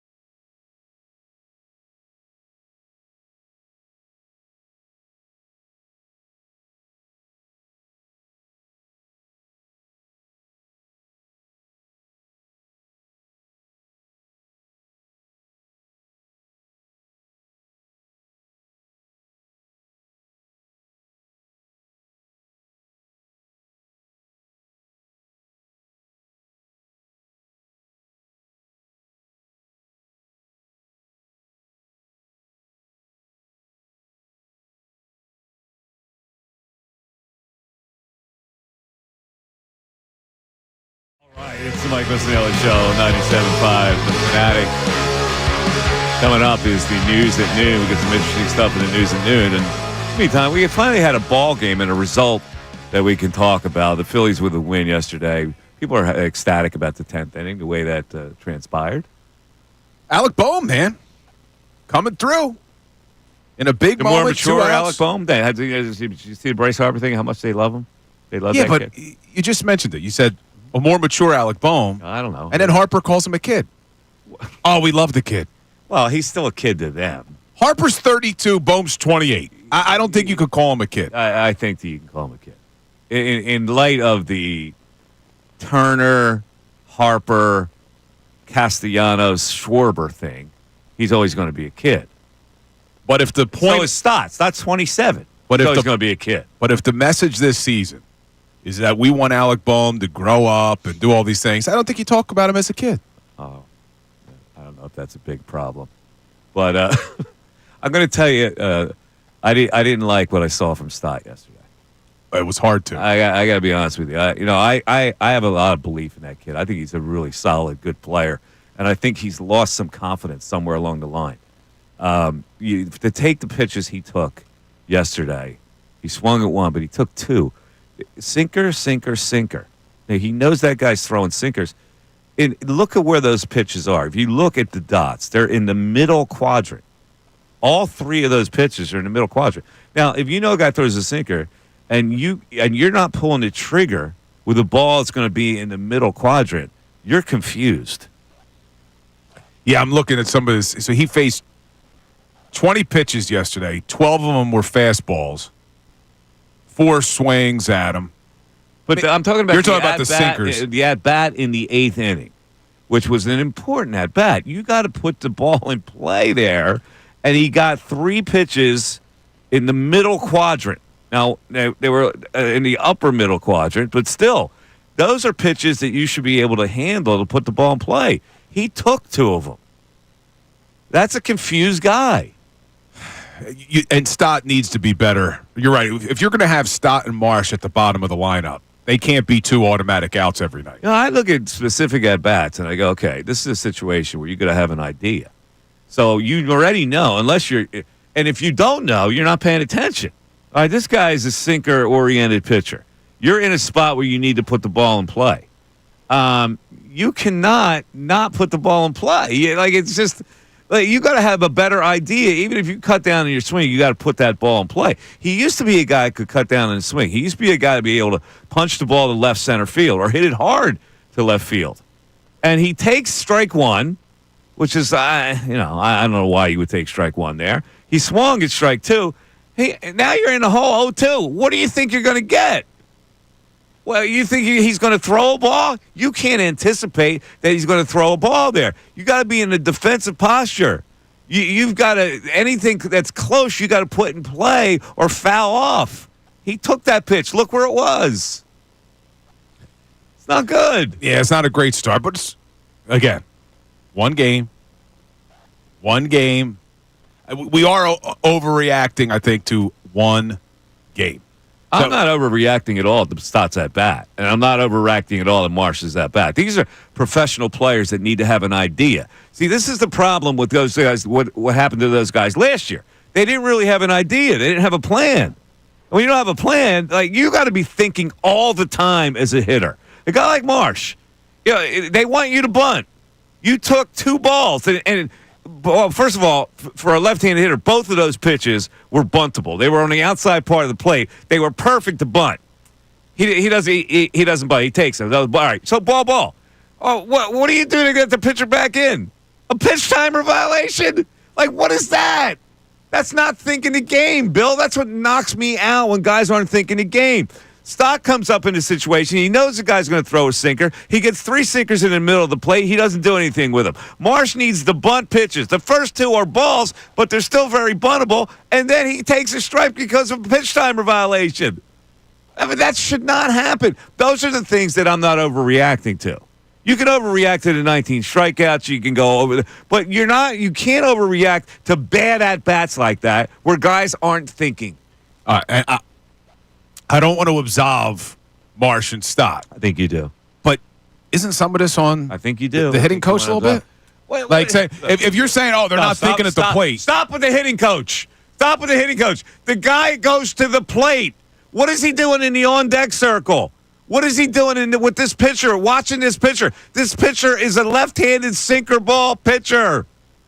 You don't need a hitting coach. You're talking about the at-bat in the 8th. I'm talking about both at-bats in the 8th. Stott comes out. What's the hitting coach supposed to do? You're in a situation. You got 2 men on base. He gave him 3 nice pitches to hit, too. Middle quadrant pitches. Then they want Marsh to bunt. Okay, Marsh goes, okay, what's the easiest pitch to bunt? I got to track a sinker, which is going to be on the outside part of the plate. I can square. That's the easiest pitch to bunt because I can deaden it off the end of the bat. It's on the outside part of the plate. This is what you got to be thinking of.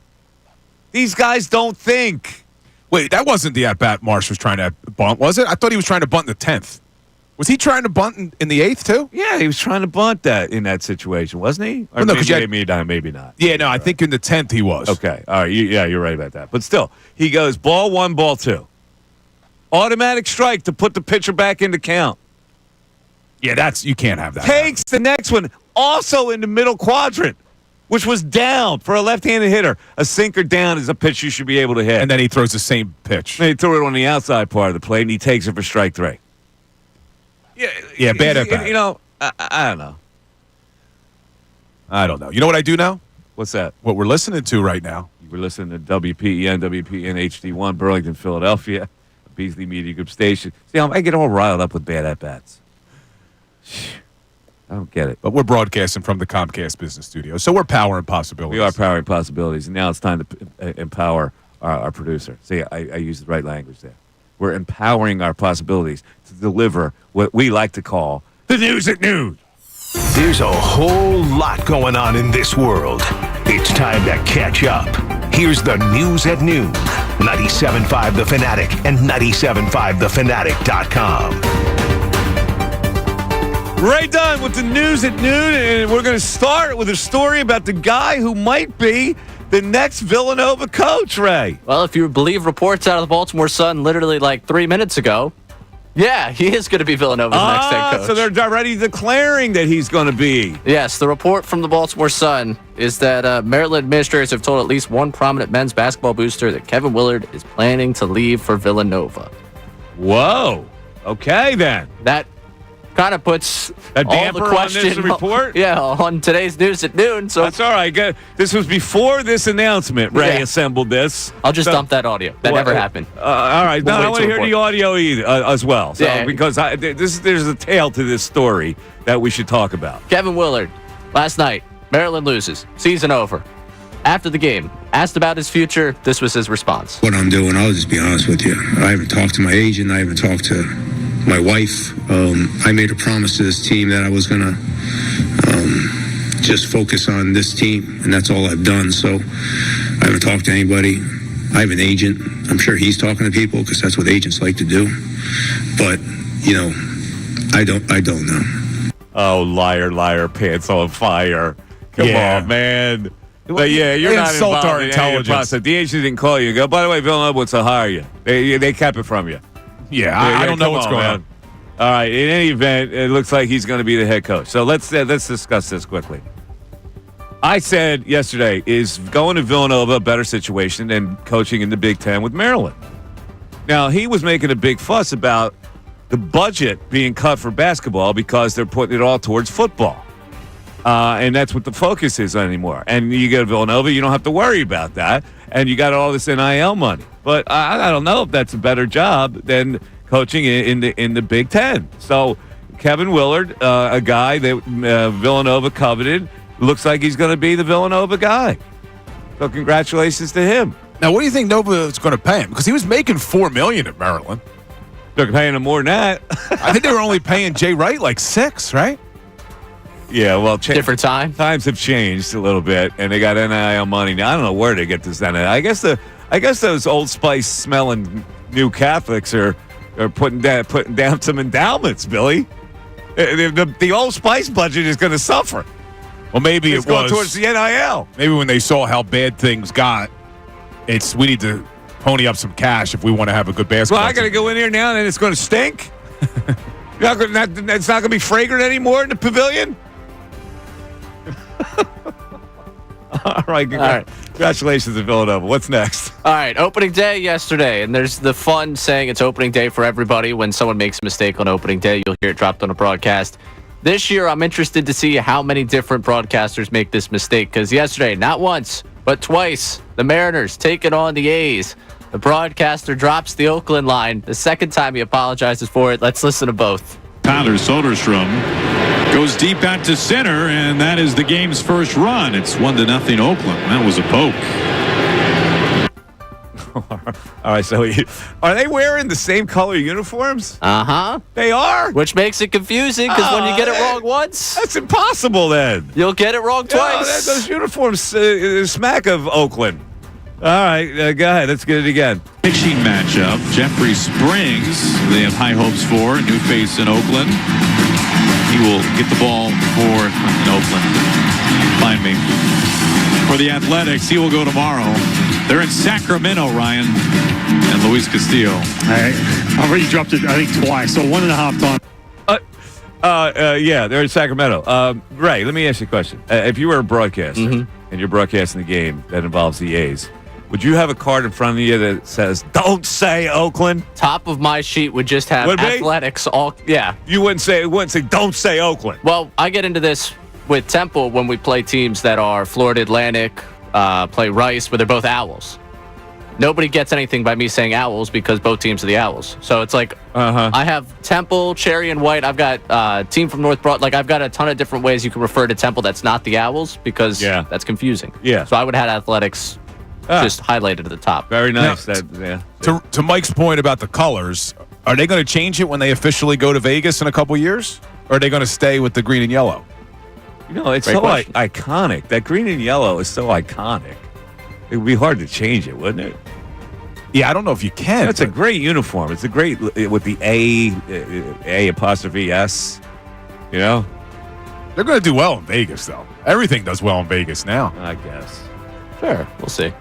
I used to put a sign on my refrigerator when I wanted to lose a few pounds. I put a sign on my refrigerator: "Stop eating, you pig." That would be on the fridge? On the fridge. I'll tack it on. You know, with a little magnet. All right, go ahead, right? Nothing like positive reinforcement. Yeah.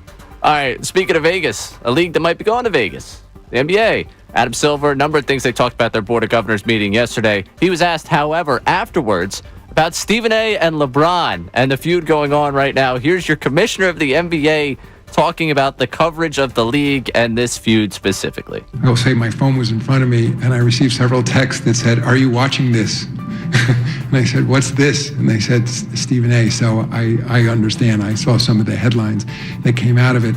I mean, it's fascinating. Joe Dumars actually was talking about the state of the game at our board meeting. Actually, Mike Krzyzewski also, who's become an advisor to the league, spoke about the state of the game as well. But Joe was saying to the team representatives in the room, many of whom have not been involved in the game as long as he has, that we're a particular sport in which that kind of debate seems to be part of the DNA of this league. And I'm jealous sometimes. It seems that in other sports that I'm a fan of, and when I watch the coverage, particularly around the games, it seems to be more celebratory often than it is in the NBA. And I accept it. I mean, we're often the beneficiary too. I mean, there's seemingly as much social media interest in this league at times than all the other leagues combined. So it's a two-edged sword. I mean, sometimes it's measured in calm inches, and it's wonderful to see so much interest in our sport. At the other time, I cringe at a lot of the coverage. What the hell is he even talking about? That was like a minute of nonsense.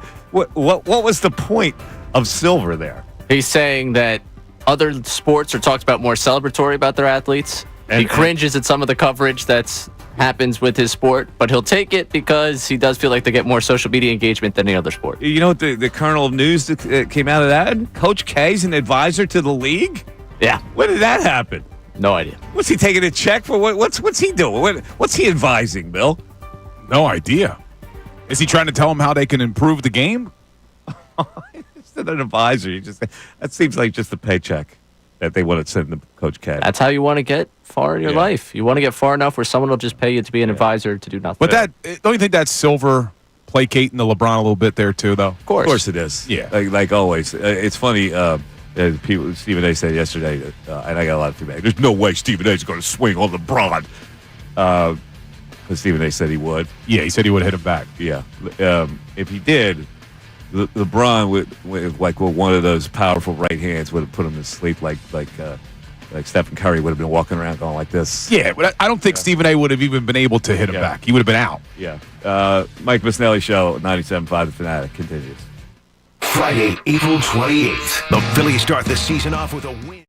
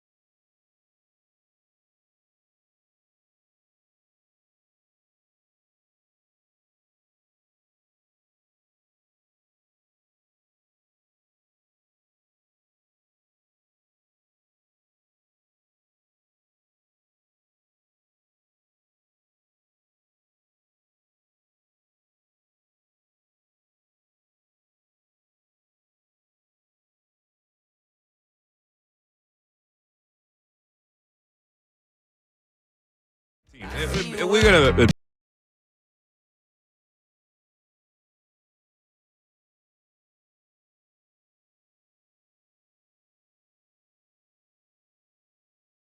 People that listen to us know that we had our phone system that blew up. I want to know if it's because now that people know that, are they just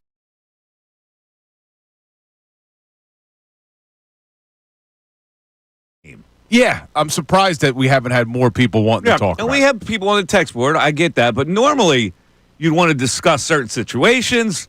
You want to put your opinion out there about the Phillies not changing their approach. All those topics would have been live topics to talk about on the air.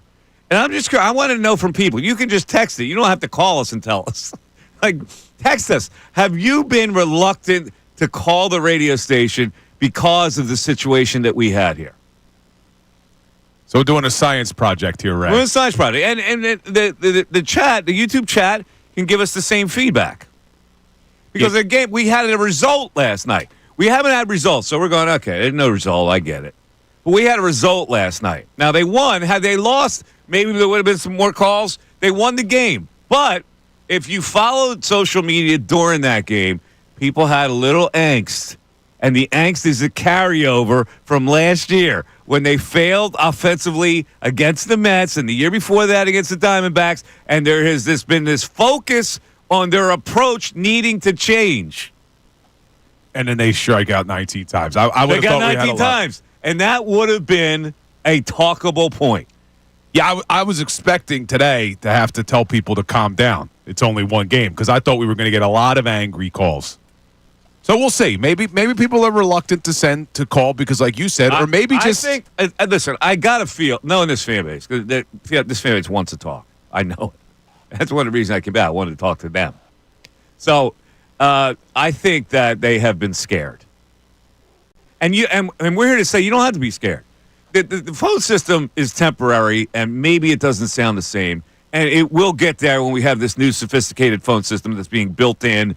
And by the middle of April, we probably should be on board with that, right? Yeah, we're only a couple weeks away from the whole new phone system, which will be great. But in the meantime, I think people are reluctant and they're afraid. They don't know what to expect.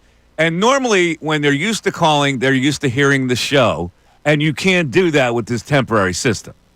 It's like you call a doctor's office and you get Muzak. Yeah, that's what I think. And it's throwing people off, and so they go, they're not taking calls on the phone system. We are taking calls, and we can stack calls. I think we can. That's what we were. You think we can? We were told we can, but I'm not sure if we've actually stacked any callers of recent. Have we, Ray? We've been able to do that before. Yes, we've had a number of callers. Yes, with this system, we've been able to stack. What is your theory on this phenomenon? Just that they're not calling. I don't know. Like why do you think they're not calling? Or I don't know.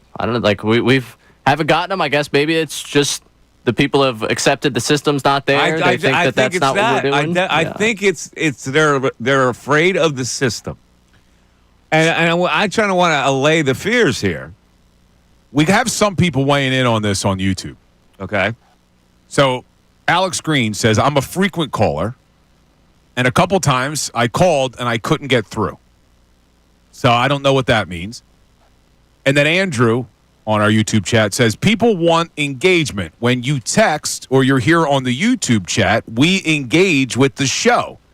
Without those two options, people would probably call more. So he's saying that because you have the devil is your damn YouTube chat. Or the text board. He's saying that people feel like they just text and now they're engaging with the show. They don't have to call to engage with the show. They can just send a text of their thoughts and not have to wait. They could always have sent a text. It's like people, like when you're texting and you're tweeting about the game, that's a conversation that you want to have live, is it not? Like if you're talking to your buddy, you go, hey, see what happened there? He didn't get the bunt down. That's the same type of thing that we do and have done for so many years. They stink. Exactly. Whole house stinks. Remember, not going to be the same year. Not going to be the same. And even after a win, I expected calls like that. That's the essence of what Philly fans are. Yeah, I did think we would have some angry overreactions. Now, there was an interesting article today, though, talking about overreactions. I thought Scott Lauber did a nice job in the Inquirer, kind of saying what's real and what's an overreaction. So let me ask you, because one of the things that you think is real is your concerns about Brandon Marsh and Bryson Stott. So you would not classify. I didn't have a concern about Stott until I saw that at bat last night, and that's a guy who's clueless right now. So is that an overreaction after one game? No, it's not for me. That's not an overreaction. Like, dude, that's not even. You're not even competing in that at bat, and that troubles me.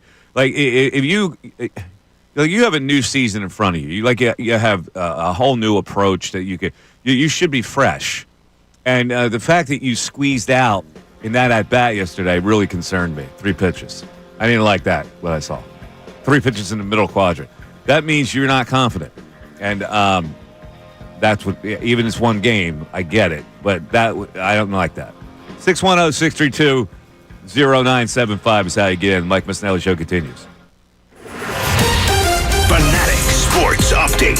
Phillies win the opener. I'm Ray Dunn with this Fanatic Sports Update. The Phillies won 7-3 in 10 innings over the Nationals on opening day. The offense took a while to heat up, striking out 19 times in the game, but homers from Bryce Harper, Kyle Schwarber, along with Alec Boehm's go-ahead hit in the 10th. That was enough to get the Phillies to win. Zach Wheeler was stellar in his first start of the year, pitching 6 innings, allowing 1 run, striking out 8. The Phillies are back in action tomorrow as Jesus Luzardo makes his debut for the Phils against Jake Irvin for the Nationals. Todd Zalecki of MLB.com joined us earlier in the show to break down everything going on with the Phils right now. You catch that conversation on our website one more time at 975thefanatic.com. Flyers won last night 6-4 over the Montreal Canadiens in their first game since dismissing John Tortorella as their head coach. Prior to the game, Danny Briere addressed the media and spoke about the decision to move on from Tortorella. I felt it was time, but it's not one thing. It's a series of things that have happened, and probably a little bit more in the last 3 weeks that escalated since probably around the trade deadline.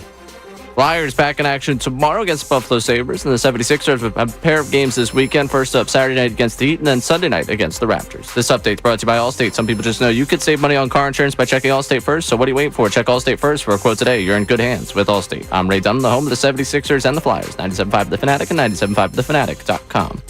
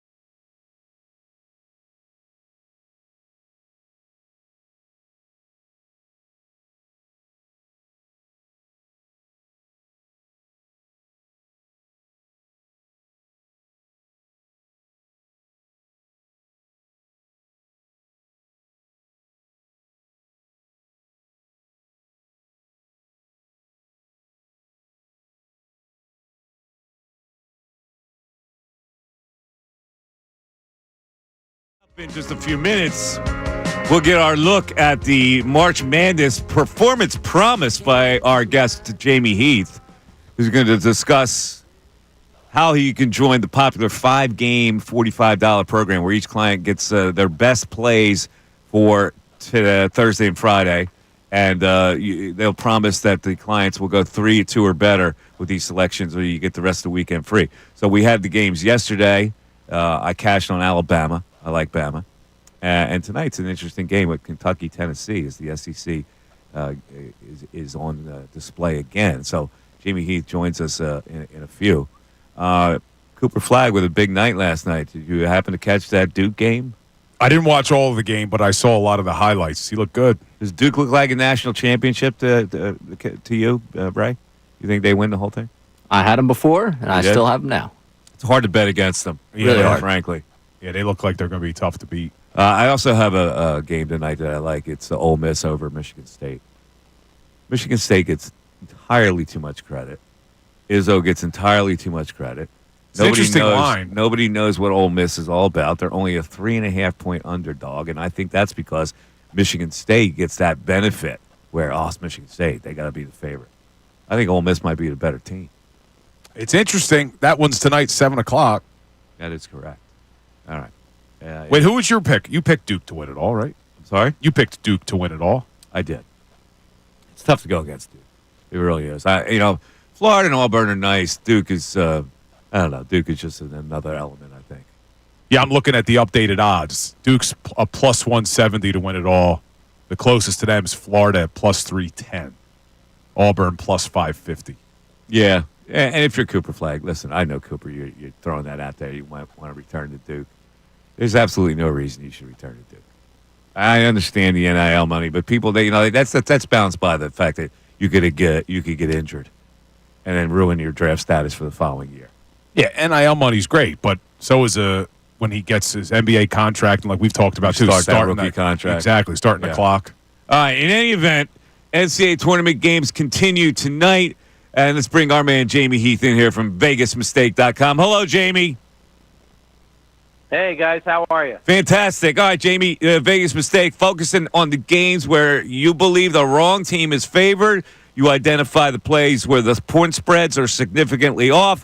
So talk about your big play here with the 5-game, $45 program. Okay, absolutely. First off, I do want to say yesterday I gave all your listeners a nice, easy winner with Alabama. Mm-hmm. I told you it'd be a blowout. I told you it was a complete mismatch. The athletes on Alabama were just too strong, and I said that Mark Sears was the best player on the court, and he completely went off. You did a nice job with that, and I took that game based on you last night and cashed it. Well, good for you. I'm glad you did, and I'm hoping that your listeners did the same. All right. So, yes. VegasMistake.com. I want you guys, all your listeners, to go to the website. $45. You're getting 5 games and for that $45, I have to go 3 and 2 or better. And my promotion now, pretty much, if I don't go 3 and 2 or better, you're getting the Crown tournament, which starts this coming Monday. 16 teams in that. It's like a Sweet 16 out in Vegas. You're getting the whole entire Crown tournament on me if I don't go 3 and 2 or better. So visit my website, VegasMistake.com, or dial 866-441-2711.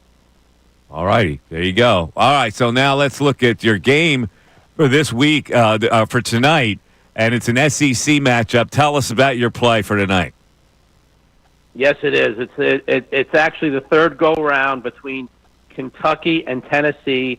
The game's played in Indianapolis, so you know damn well that Kentucky's going to have a lot of fans supporting them in Indianapolis because it's right in their backyard. It's literally like 50, 60 miles away from Lexington. So let me tell you this. Kentucky's beaten them already twice this year, okay? They went into Tennessee. They were a 10.5, 11-point dog. They were missing their best guard in Butler. Tonight he's healthy. Kentucky is on a roll right now. I know Tennessee also is playing really well. This is an SEC matchup. Both these teams know each other well. I believe Kentucky matches up really well against them. I will take the 4.5 points with Kentucky, and I think they can win outright. An outright winner, even though the third time, double revenge here for the Vols. That is correct. Double revenge. It's very tough for a team to beat a team 3 times, but I just think Kentucky matches up really, really well with Tennessee. I know the Volunteers have a great guard in Ziegler. Okay, they also have an NBA stud shooter as well. But I think Kentucky just matches up really, really well with Tennessee. And when push comes to shove, I could see Barnes blowing another game. Barnes has never made it to even a Final Four. So I could see Kentucky winning this game. Rick Barnes catches it straight from my man, Jamie. All right, Jamie, so new clients only, the 5-game, $45 program. Tell the people what it is again. Yes, okay. I need to go 3-2 or better, okay? It's my performance promise.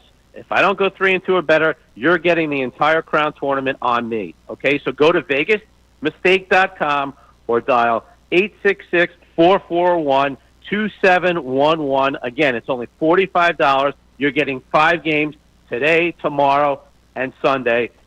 If I don't go 3-2 or better, the entire Crown tournament is on me. All righty. In the Crown tournament, of course, the Pride Villanova trying to win the Crown tournament. All right, Jamie, thank you so much. Appreciate it, and we'll talk to you. Yes, take it easy, guys. There it is, Jamie Heath. He's giving you the Kentucky Wildcats tonight, taking the points and think they can win outright. Bill, you feeling that? I don't know, man. That's tough. He said, like you had said, this is a double revenge game. Double for revenge.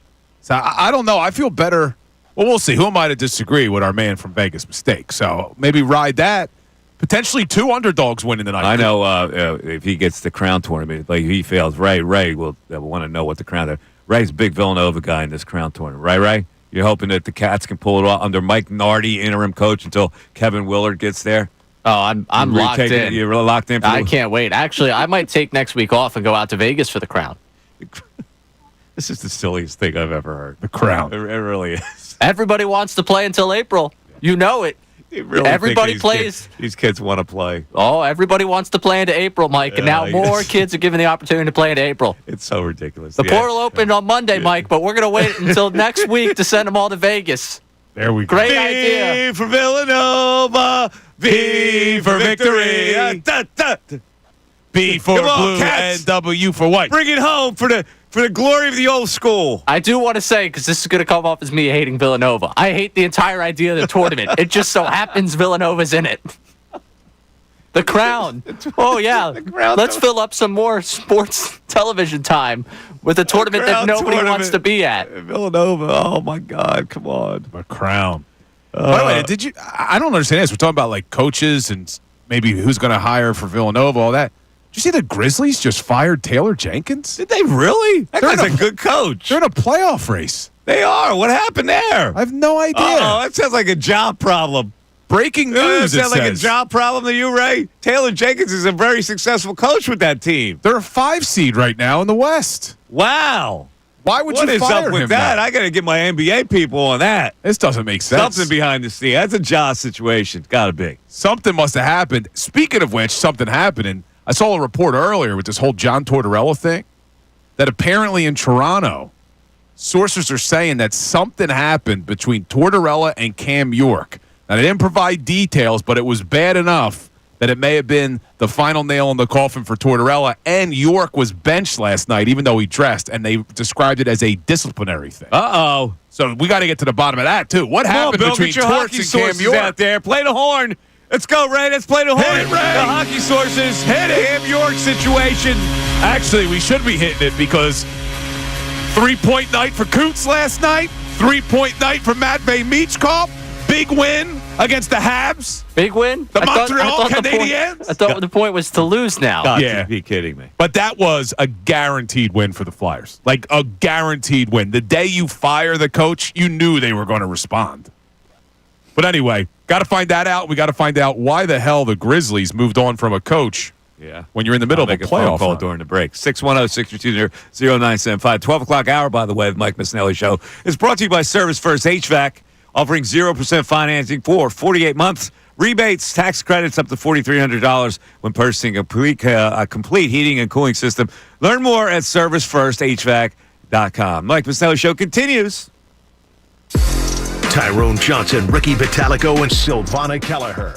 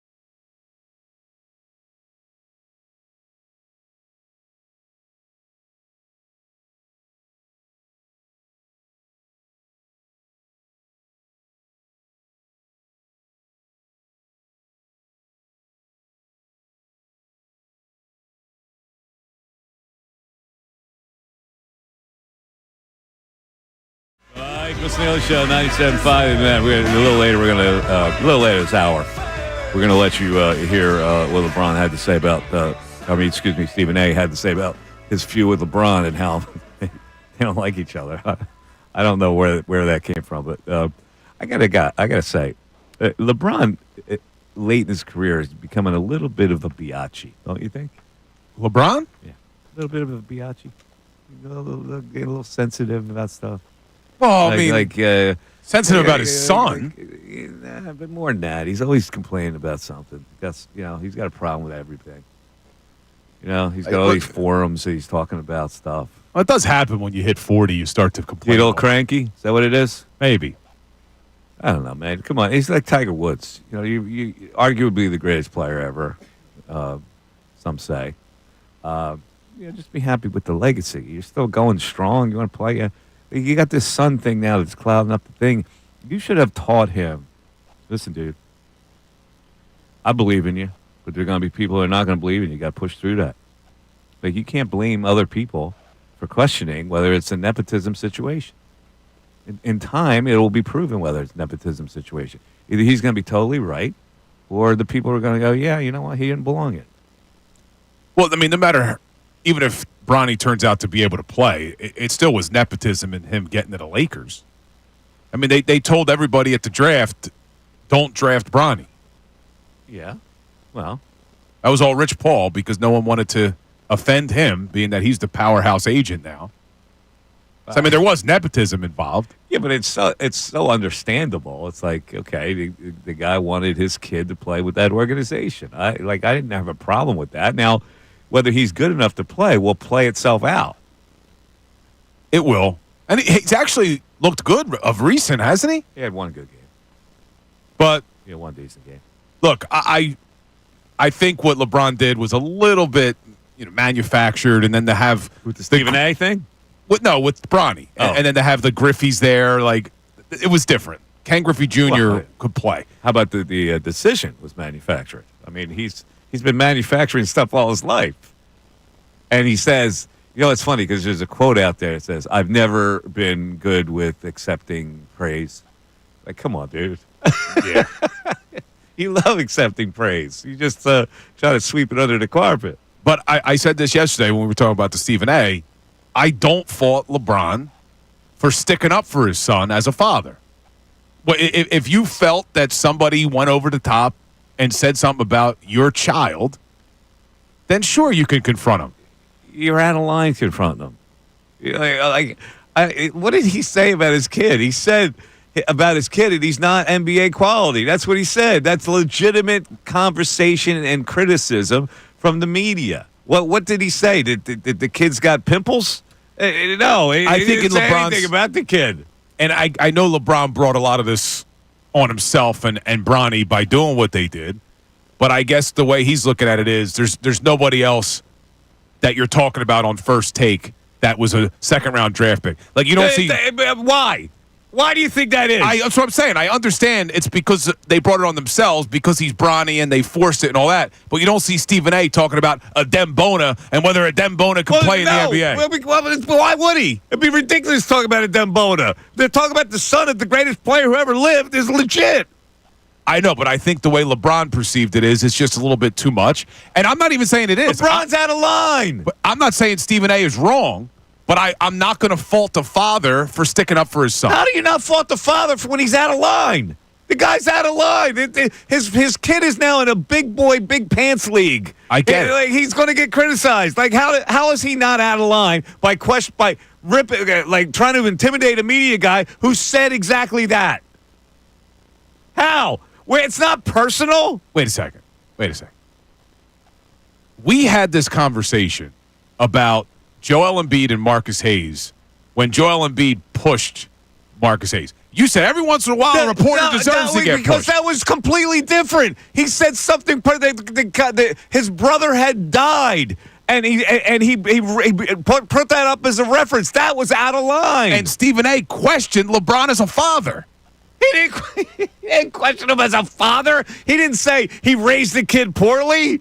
He questioned the ability for that kid to be in the league. There was obviously more to it that it offended LeBron. And look, there wasn't any more to it, Bill. You're trying to interject stuff. Ray, hold on. Help me here. Ray's not listening now.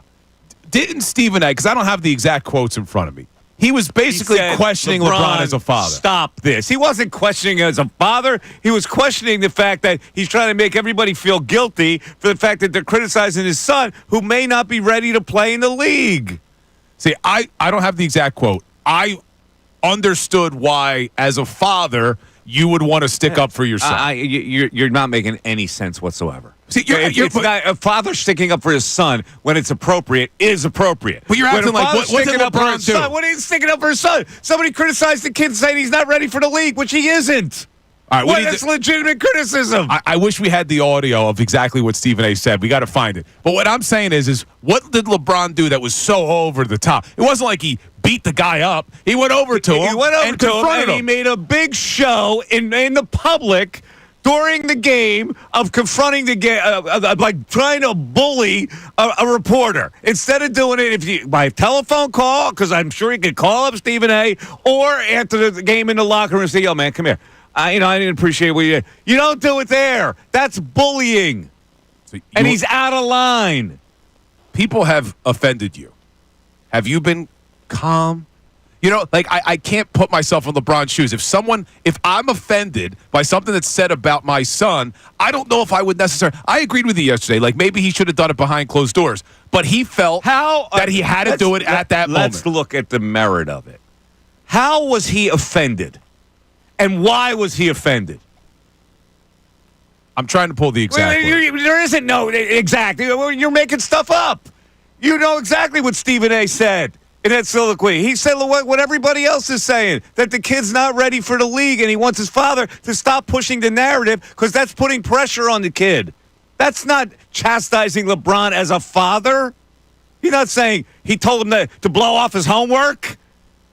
Didn't he say something like, respectfully stop this and all that? He said stop this. In other words, stop putting the spotlight on the kid who's not ready for the NBA. It's unfair to the kid, is what he's saying. He didn't criticize him as a father. All right, let's go to the phones. We got a phone call. Is this my old buddy Swank checking in? Swank from Philly. You're on 97.5 The Fanatic. Swank. Hey, Mike. How are you? What's up, buddy? How you doing? What's up, my man? Well, let me speak on the LeBron subject. The kid shouldn't be in the league, and LeBron, it's his own fault for doing it. He's going to get abused. If it was my dad, it wouldn't have happened, or anyone else's. And then, to boot, guess what? The kid deserves, he don't deserve it. LeBron deserves it. I'm getting hyped on this. It's a joke that he's in the league. All right, get hyped. I like it, Swank. But you wanted to call about the Phillies, right? Well, yeah. You guys listen about the Phillies. We had the same thing last year in the outfield.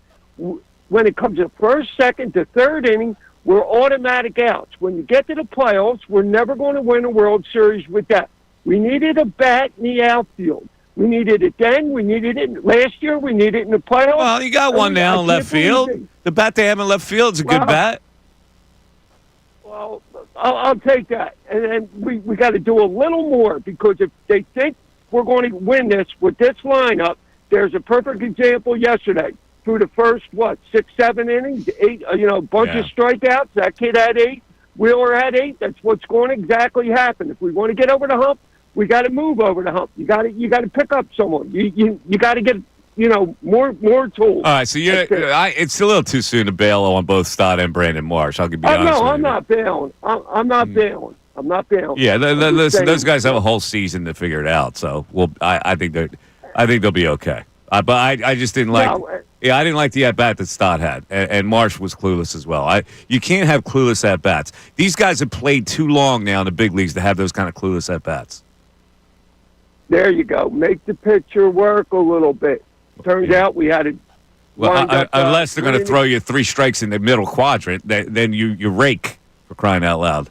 Well, that won't happen. They'll have to go to the Crown League for what is it? The Crown League. The Crown Tournament. Thanks, Swank, for checking in. Crown Tournament. Let's go, Villanova. Let's go now. Let's salvage this season, Ray. Come on, Cats. Cats win. Cats win. Cats win. Ray. They might. Because they're going to be able to field a roster, I think, out there. Get that crown, Cats. How many of those teams are going to have a full roster out there? Any of them?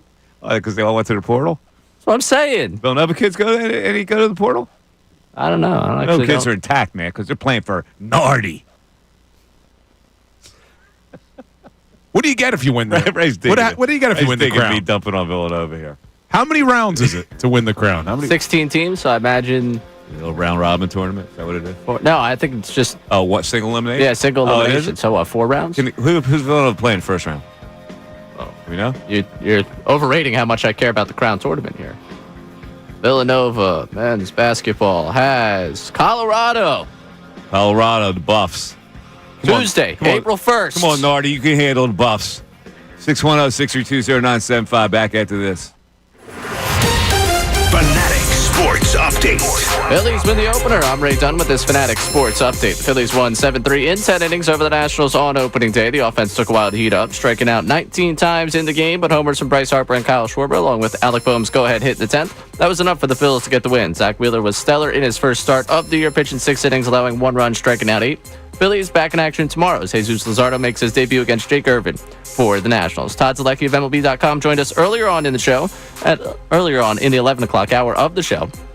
I'm talking about a number of things going on with this Phillies team. You catch that conversation one more time on our website, 975thefanatic.com. Flyers won last night 6-4 over the Montreal Canadiens in their first game since dismissing John Tortorella as head coach. Prior to the game, Danny Briere addressed the media and spoke about the decision to move on from Tortorella. I felt it was time, but it's not one thing. It's a series of things that have happened, and probably a little bit more in the last 3 weeks that escalated since probably around the trade deadline.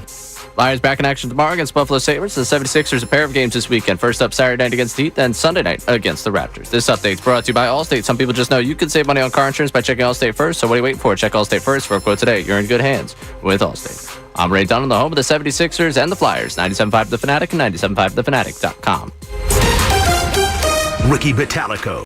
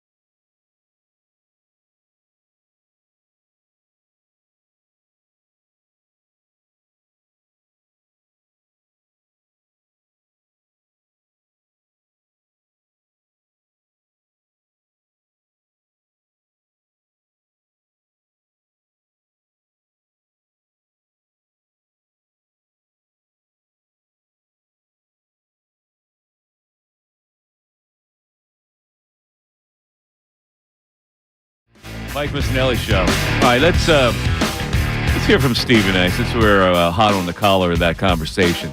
Let's hear from Stephen A. who was on with us yesterday. And, this has been going on for a long time between LeBron James and Stephen A. Smith. I don't frankly get it. But at any point, Stephen also has battled with KD. When you say something about these guys, they have long memories. It's like you can't say anything negative about these guys. They'll carry it. So I asked Stephen A., what's the deal with this? Well, we don't like each other. Let's just get that out the way first. We don't like each other. We haven't liked each other for a long time. It is what it is.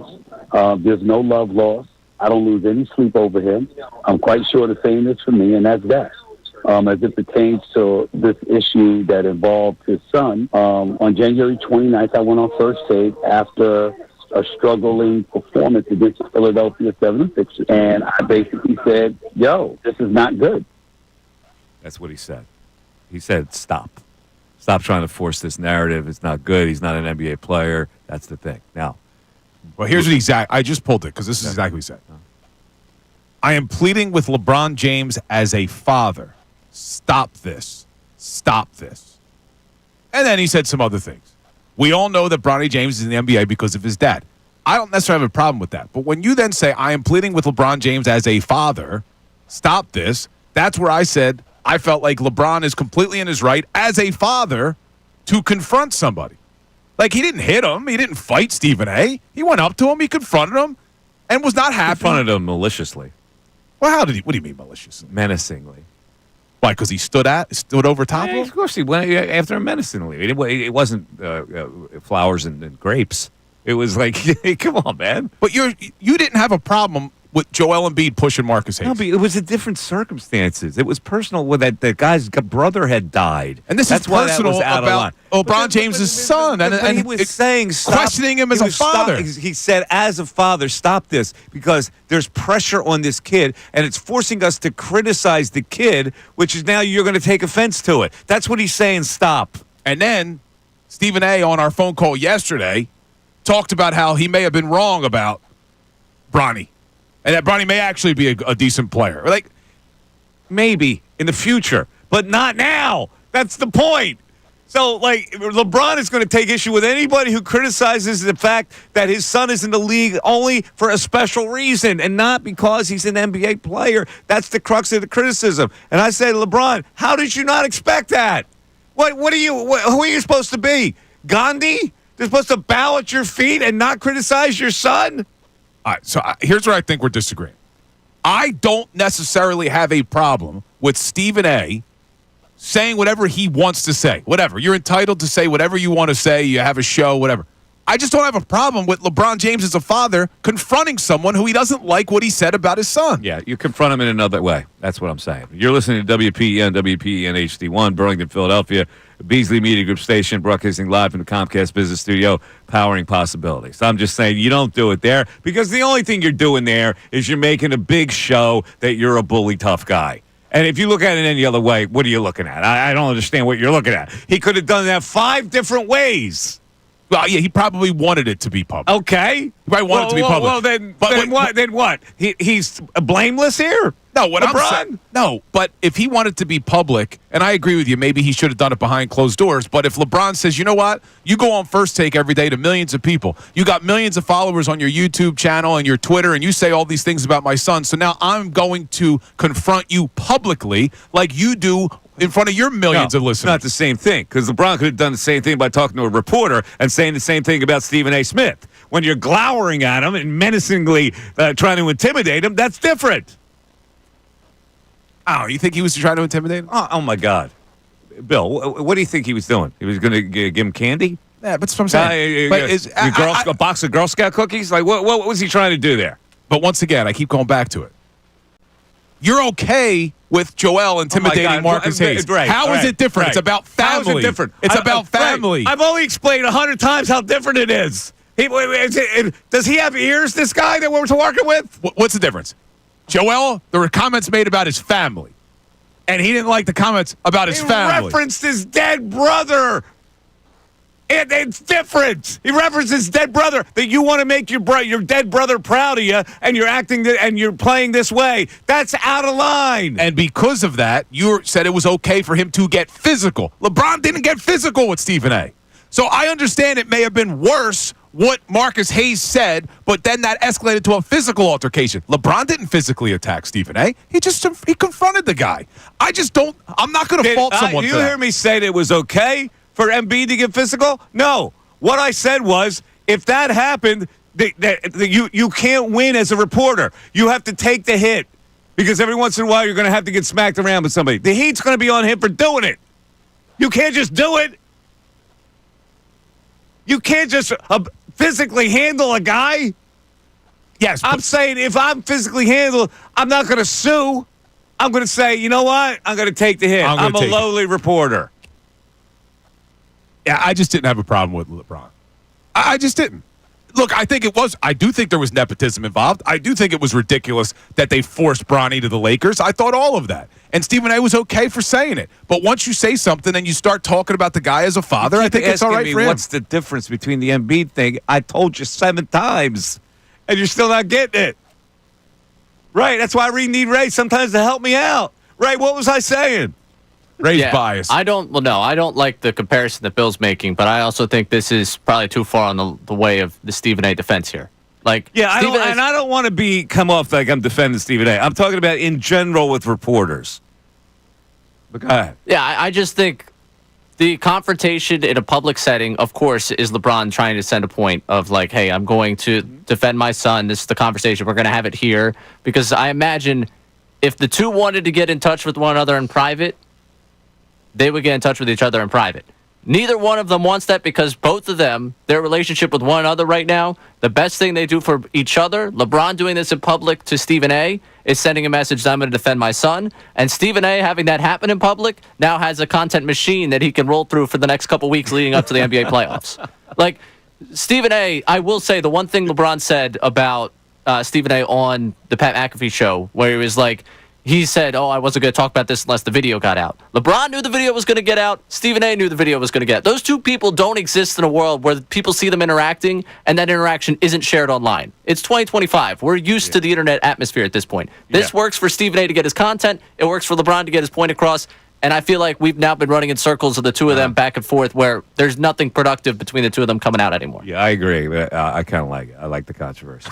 Can we roll that McAfee sound? Because I feel like, I want to hear Pat McAfee in the hard-hitting way he went back at LeBron in that whole thing. We can find that. Which one? The cookie one? Yeah, where LeBron's talking at McAfee show, and McAfee's just like sucking it down like a Charms lollipop. Like, it's unbelievable. Yeah, I think that was the part about the chocolate chip cookies. Not the part about... was it chocolate chip cookies? Because what did he... that's right. It was the chocolate chip. It was chocolate chip. Yeah, not when he said when he said Stephen A's sitting in his whitey tighties eating ice cream. Yeah. He took a shot. Well, that's right. It was the Lakers and chocolate. It was LeBron telling the story about Riles. Taking away chocolate chip. We do have that. All right, I want you to listen closely at McAfee, the hard-hitting journalist. There was a time where everyone knows I love chocolate chip cookies. It's like my biggest vice. It was literally the plane that we were getting on. The ladies on the plane were making chocolate chip cookies. So they were making them and bringing them, because we had the same ladies all the time. It was they would get on, I would. Hey, soft, with a little crispy edge. Perfect. Yeah, perfect. And I would get on, and they already knew. They'd bring me 2 cookies, and I'll get the gambling with the guys, and I got my cookies, and we good. Oh, we and good. One flight I got on, I looked at them, and they looked at me, and I'm like, that look didn't look familiar. And I was like, we got the... It was like, no, we're not allowed to... No more cookies on these flights. What? And we all know where it came from. I looked at D-Wade. D-Wade looked at me. He was like, basically, without even saying, he was like, Rouse and done it again. I am talking some cookies. Is there a sports personality you hate more than McAfee right now? I'm just saying. You do not like it. I with the grandmother making all that for LeBron. That's what he does. That's his whole thing. By the way, I was calling them the kings of comedy, Bernie Mac. I'm talking Jim Cookie. I was calling them whitey tighties, tighty whiteys. Yeah, whitey tighties, tighty whities. Your brain works backwards sometimes. We get it. You rock those? No. Ray, you a tighty whitey guy? What the hell No, type I'm of conversation are we having here? You a tighty I'm a whitey? boxer. No. I'm a boxer brief man. Same. Boxer briefs are the way Sean, to go. Yeah, boxer briefs are, but what type of what type of question You is gotta that? have a little spandex in that joint too. Yeah, nice little stretch. Oh yeah. Like back in the day, four-way stretch. the boxers, but then they would get all bunched up. It's the boxer brief. I gotta have 4-way stretch. I can't hang with 3-way stretch. You gotta be 4. 610 632. And usually when I wear them, I eat taco chip cookies. Mike Missanelli should continue. The Philadelphia 76ers. Sixers win. Play that song. The Philadelphia.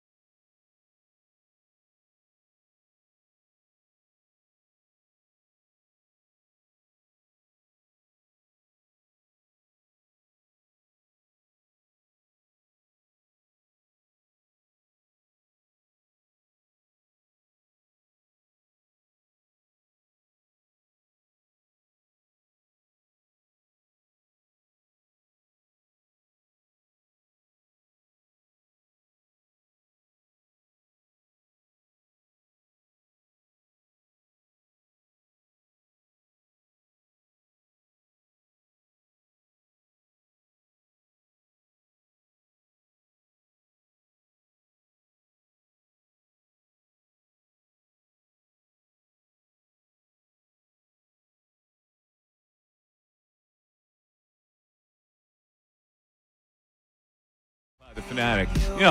Ray Dunn had a specific underwhelming individual performance last night in that Phillies game. Oh, we covered it. Stuck out. We did cover it?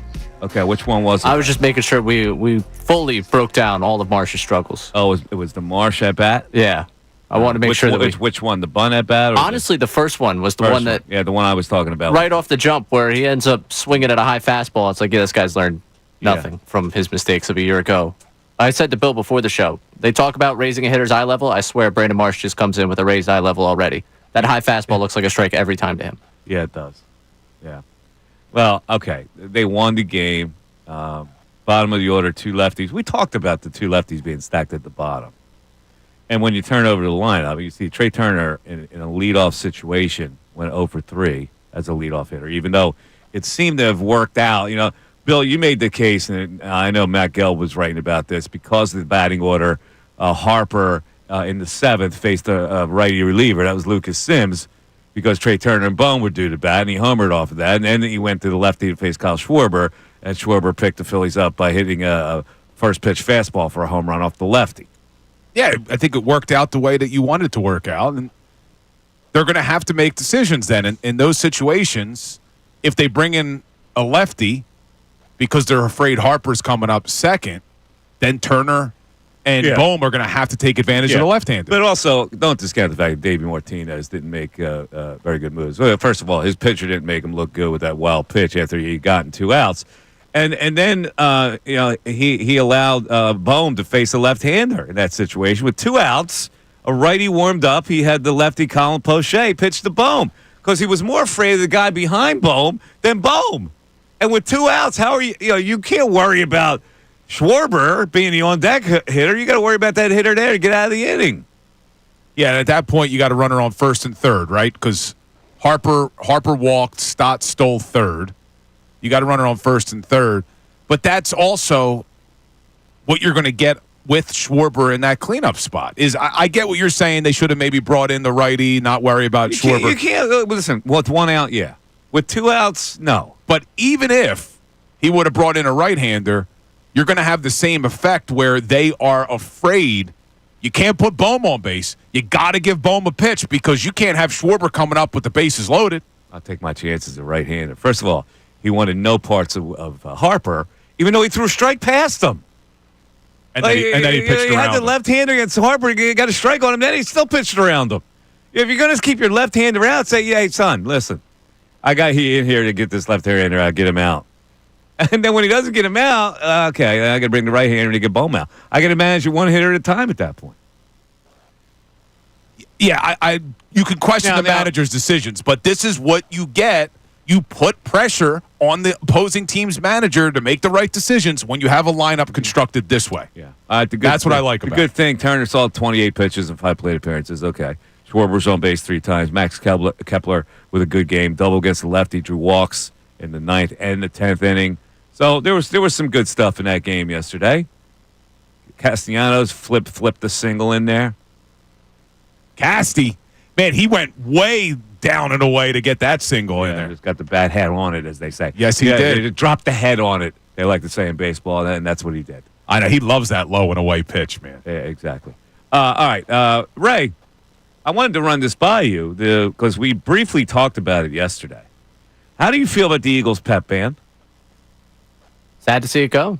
Are you sad to see it go? Do you have any kind of a sentimental feeling about the pep band? And why would they abandon the pep band? What harm is the pep band that you would have to abandon it? You probably throw this guy's a $10 bill.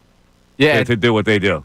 It didn't really strike at the heartstrings for me. It struck more at the small portion of journalism I took in college of like, why in the world are you letting the pep band go right now? What exactly is going on that the pep band had to go? Bowl. What did the pep band do? Is it, shenanigans? 28 seasons, man. 28 seasons. The banjo, the whole bit. The members are stunned, but not bitter. The guy with the banjo. What's his name? Skunk? I don't know. Is that really what his name is? His name is Skank or Skunk. Probably go with Skunk. The thing is, feels more likely of a name you'd go by. Skull. You went by Skull. I'm sorry, Skull. It's Skull. All right. It was a secret third door. It was Skull. Let's get to the phones because we got G Mama from Philly. What's up, G Mama? you guys? Can you hear me? We got you, G Mama. How you doing? Good, thank you. So, a few things. First of all, I thought the Phillies were great last night. Mm-hmm. If you noticed, neither team hit a lot. I think there was a light kind of problem in everyone's eyes or something. Yeah, well, it was I don't no know. one in everybody's eyes. It was the twilight at 4 o'clock, which makes it really tough to see. Is that what it is? Yeah. But I thought they were great. I think they're going to have a good season. They're going to have to switch things up every once in a while. Maybe nobody's ready for that, but I am. You are ready. So And, you like the switching up of the leadoff hitters? Yeah, I do. I like shaking it up. Why not? Okay. All right. The other thing is, you were talking about Villanova a little bit. Both my grandsons, Colin and Gavin Mitchner, play for Villanova Lacrosse First Division, and they're out in Denver this weekend. So there you go. Lacrosse trying shout to bring out it to home, them huh? to win the game. Very nice. I'm glad that Villanova Lacrosse is going. What do they call that tournament? That's not the Crown, is it? What is that? Well, it's not the Big East yet. This is just a regular season game. But Regular season game. Colin and Gavin Mitchner. Oh, okay. They're- Good work by the Mitchners. There you go. Colin and Gavin. Lacrosse. Come on, man. Oh, she drop off? It's lacrosse. Yeah, it's lacrosse. I thought she was still talking. B for Villanova. We take it wherever we Relax. can get it. Ray's rooting for him. I wish lacrosse was bigger. You know, I hope they win the when crown. I was growing up. I do. I hope they win the crown. Ray, give me the crown field. Oh, let's see. You got it right in front. I don't have it right for. Yeah, I'll grab it in a second. Yeah, here. grab it in a second. I want to see. I want to predict it. You're gonna. This is really important. Wait, now this is different than the NIT. Yeah, it's a special tournament. Yeah, man, it's the crown. What are you called the crown. So wait, kidding but are teams that went to the NIT and got eliminated eligible for the crown? No, this is the crown, this man. Is 16. This is like the third tier tournament. No. This is actually the second team. This is like 16 teams that maybe could qualify for the NCAA tournament that got invited to this special thing. All right. So what would be better, to win the NIT or win the crown? I'd prefer to win the NIT. Neither is important at all. But which one is more important between the two? Well, this is the first year for the crown, so what do I know how important it is? Well, like if you were invited to the NIT, would you turn it down to get invited to the crown? No, you wouldn't be invited to the NIT first. The crown gives you the first invite. All right, so then the crown is a step above the NIT. The crown is a step above because they pay money. All right, folks, you ready for the field? Yeah, give me the field. All right, on Monday, a full day of hoops starting at 3 o'clock with Utah and Butler. Utah and Butler. I got to get the line on that. I'm going to pick all these games by the time we come back. George Washington and Boise State at GW 5:30. and Boise State. Nebraska and Arizona State. Nebraska and ASU. Georgetown with some postseason play taking on Washington State. Washington State from nowhere, no conference. All right. What else? Tuesday's slate of games. Don't get too excited, folks. DePaul and Cincinnati at 3 o'clock. Paul and the Bearcats. Oregon State and UCF at 5:30. Oregon State, UCF. You know what that is, Bill? UCF. University of Central Florida. I know UCF. Okay. The prime time game, 8:30 on Fox Sports 1, Colorado and Villanova. Colorado and Villanova. Do we have a line on that game We yet? do. What is it? Nova's favored by 3.5. Nova minus 3.5 against Colorado. Do we have the lines on the other games, Bill? What do you got? What do you got? Utah, Butler. All right, just one more game coming up after Colorado. What is it? It's Tulane at USC. Tulane, USC. USC's favored by 8.5. 8.5.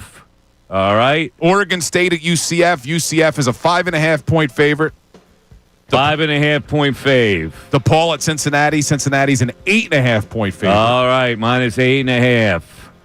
Georgetown, Washington State. Georgetown is a 3.5 point favorite. Minus 3.5 for G-Town. You want them all? Nebraska, ASU. What do you got? Nebraska's favored by 5.5. Oh, I like the Huskers in that one. 5.5. All right, what else? Butler is a 1.5 point favorite over Utah. Butler, they just lost their coach. Minus 1.5. And Boise State, GW. Boise State's favored by 7.5. Oh. All right, I'm going to have all the selections for this. I'm Mr. Heath. What's his first name? Jamie. I'm Jamie Heath. I'm the the bargain basement Jamie Heath. I'm going to give you the crown, the first round of the crown, and see how I do. We have been calling you butter. 610-632-0975. Back after this. Fanatic Sports Update.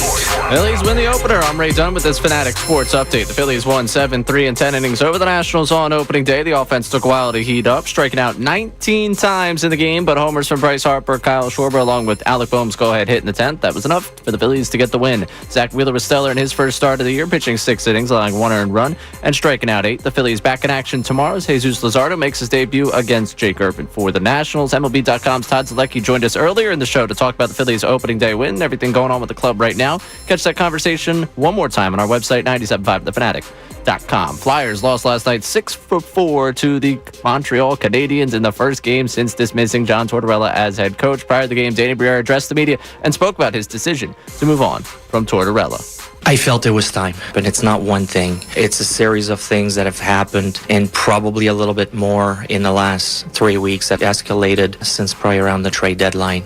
Flyers back in action tomorrow against Buffalo Sabres. 76ers have a pair of games this weekend. First up Saturday night against the Heat, then Sunday night against the Raptors. This update is brought to you by Jackson Hewitt. It matters who does your taxes at Jackson Hewitt. Expert tax prep is now $149 or less. Terms at jacksonhewitt.com/49-149. I'm Ray Dunn on the home of the 76ers and the Flyers. 97.5 The Fanatic and 97.5thefanatic.com. Baseball season is here, and we have you covered. All the Phillies conversation.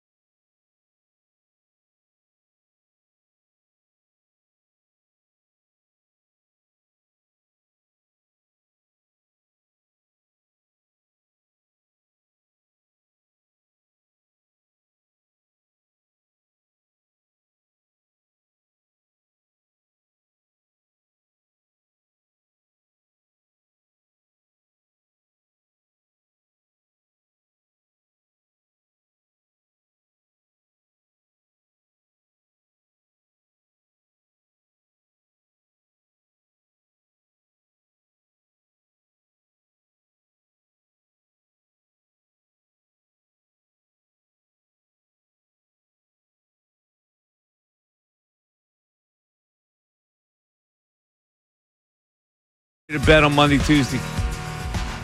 Crown tournament. I got Utah. Butler minus 1.5. I'll take the Utes.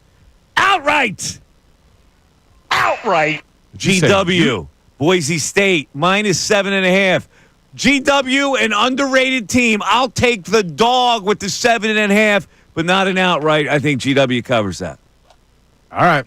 Nebraska, the lock of the crown. Minus 5.5 against ASU. The Huskers, a lock. Georgetown, Washington State, no opinion. DePaul, Cincinnati, give the 8.5. Cincinnati favored. Oregon State, UCF, no opinion. Colorado, Nova, beat for Villanova. Nova wins the game. Nardi, the new coach. And finally, USC, Lady 8.5 against Tulane. There you go. There's your crown. Mike Missanelli guarantees 4 of 5, or the rest of the weekend's free, Bill. Wait, who did you take with the Cincinnati game? Cincinnati? Did you do that game yet? Yeah, late 8.5. All right. Take Cincinnati. I'm looking at the odds to win the crown. Who is it? Cincinnati has the best odds of plus 410. All right. And then Boise State, Nebraska, and then your Villanova Wildcats. Boise State, huh? GW's going to give them a game, I'm telling you. You got to watch the Colonials. All right, before we get back to the phones. Right, there was something about the Dodgers game that bugged you last night. What happened? Yeah, so I'm sitting there watching the Dodgers last night. Skubal pitch is tremendous for Tigers. Enjoying watching him. Teoscar Hernandez hits the home run. I'm like, oh, okay, Dodgers, at least back in this one, back going to take this one over again. Ohtani hits a home run.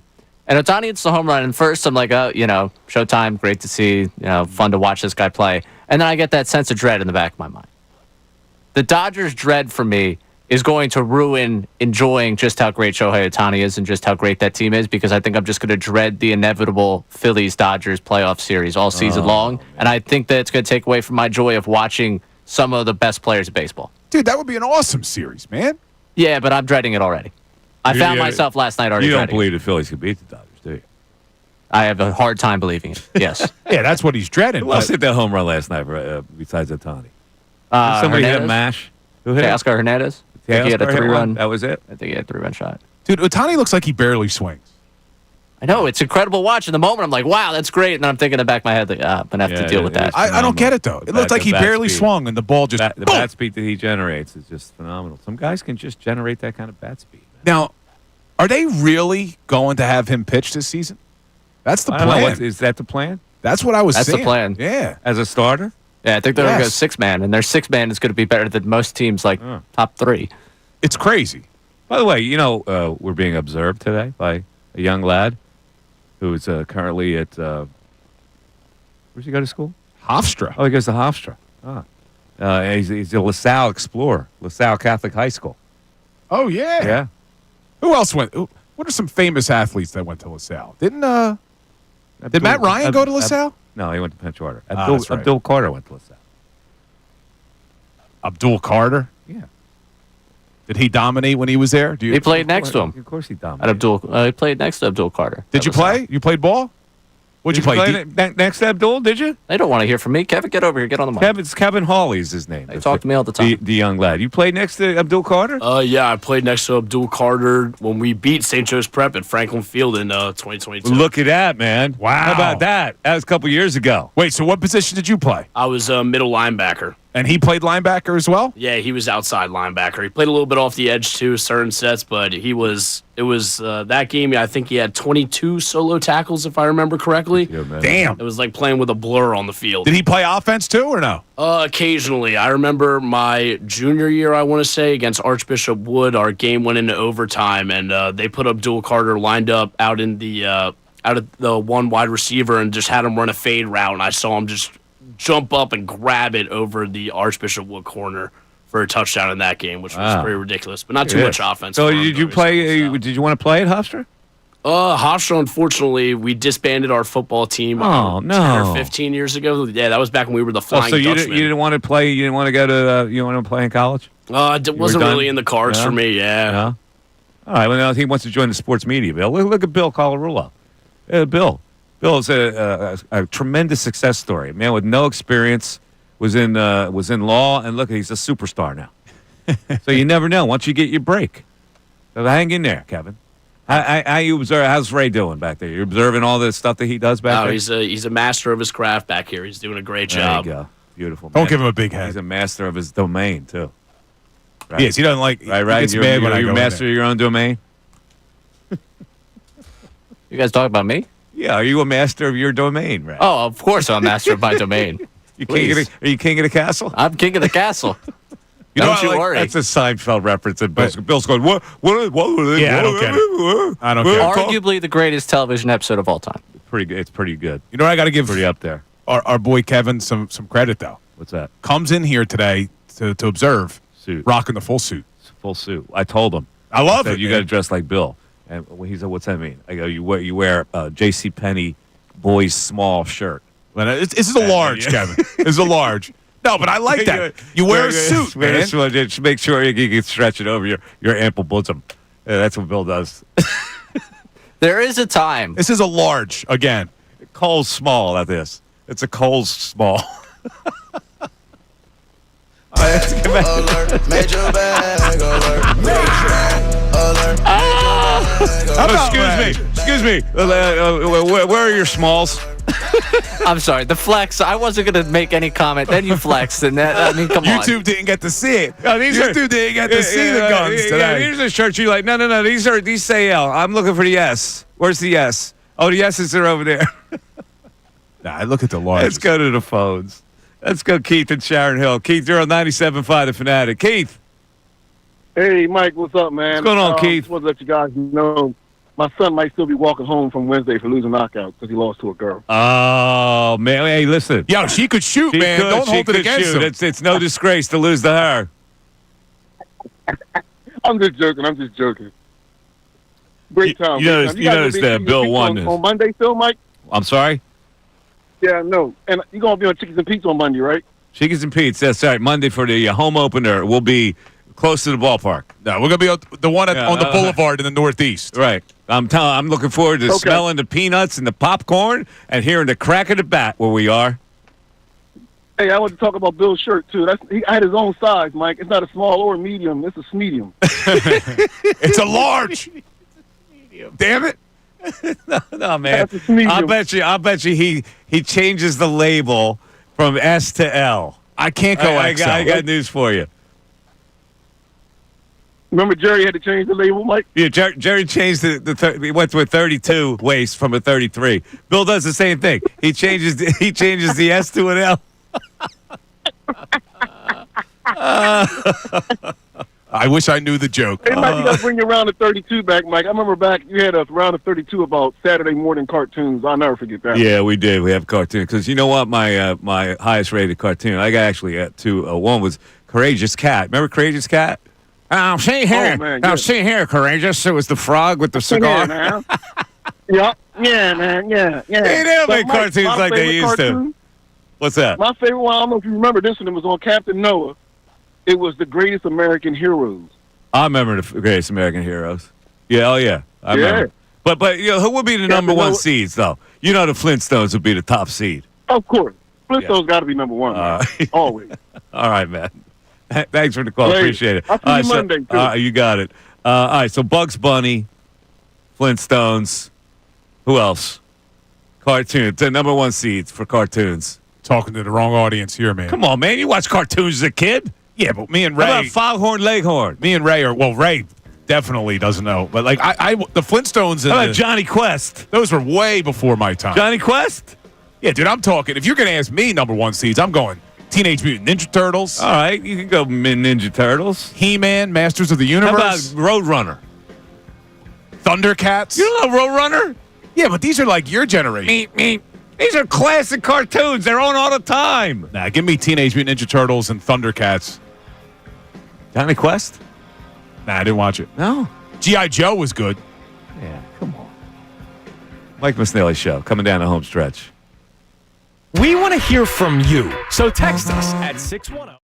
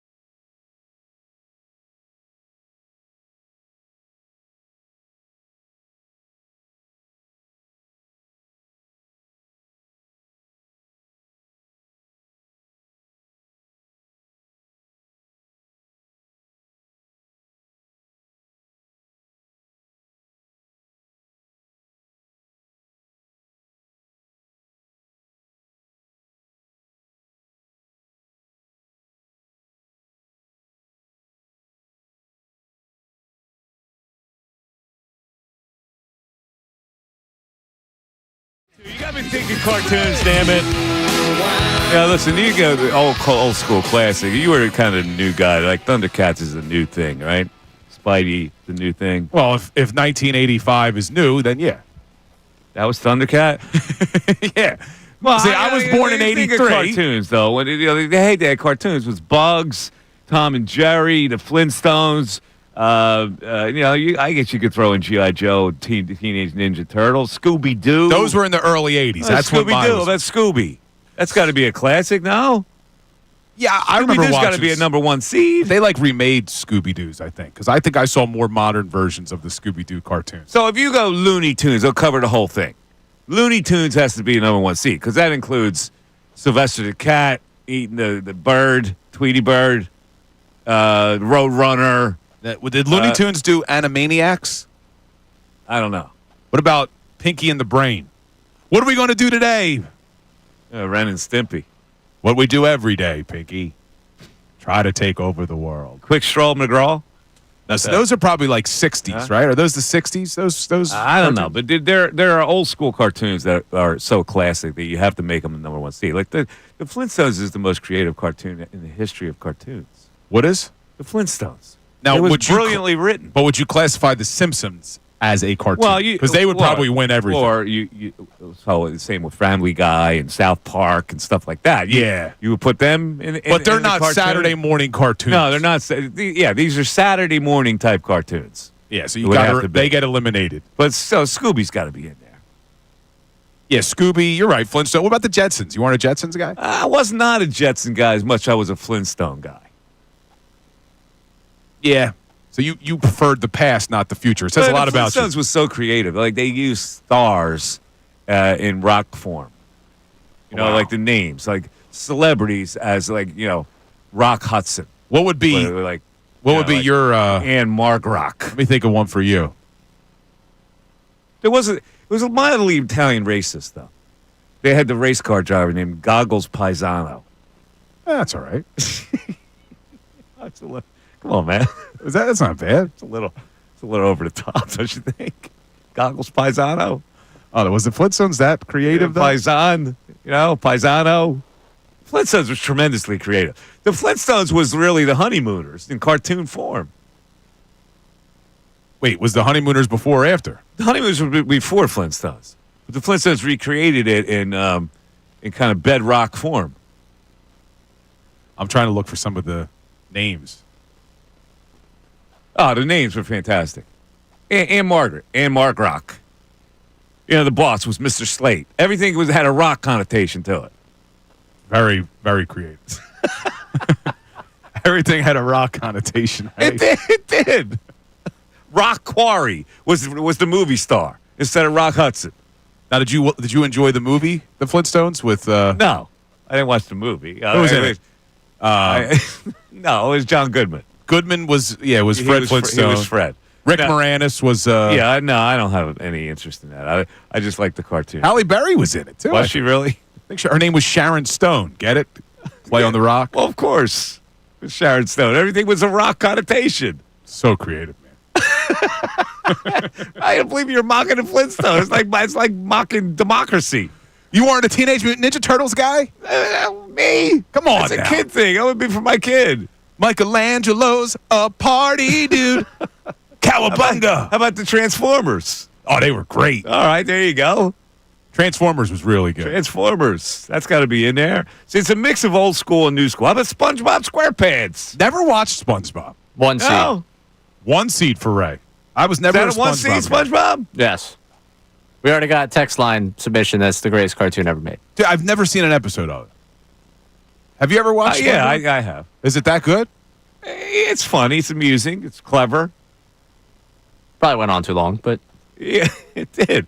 G.I. Joe's got to be a consideration. We'll do this. It'll be a fun day when we don't have any calls. Since we're besieged with calls all the time, I don't know if we can pull it off. Yeah, we'd have to use let's go to the text board. I know some people have been hammering the text board with all the stuff we talked about today, right? What do you got? Yes, people chiming in all over the place, and right now they're blowing up the text board on these cartoons.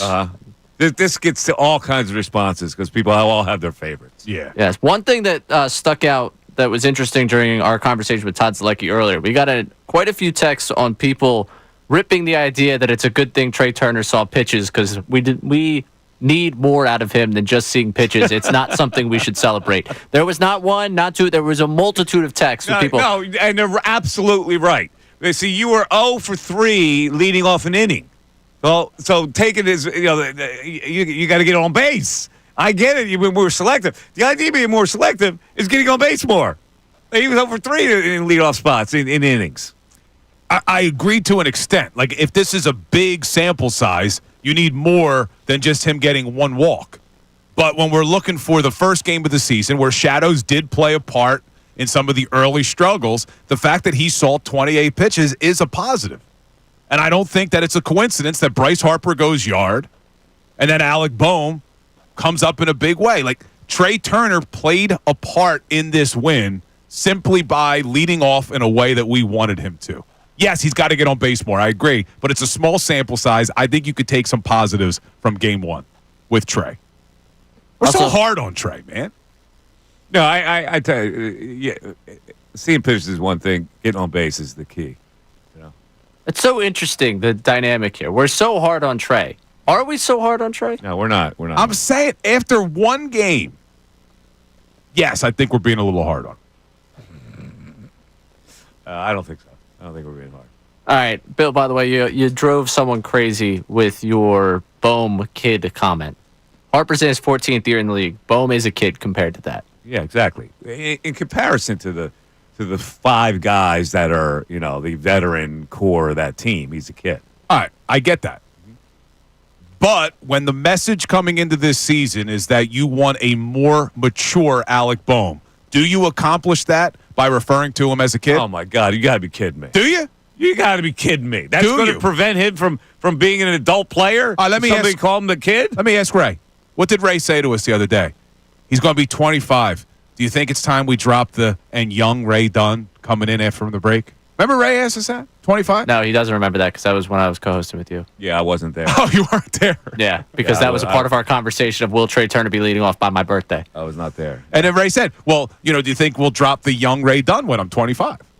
Which was a very serious comment that I was looking for a lot of engaging debate on. Alec Boehm is 28, and we want him to be mature. I don't think you should refer to him as a kid anymore. We're dropping the daycare moniker, so stop referring to Boehm as a kid. He's not a damn kid. Do we need to get a real problem here?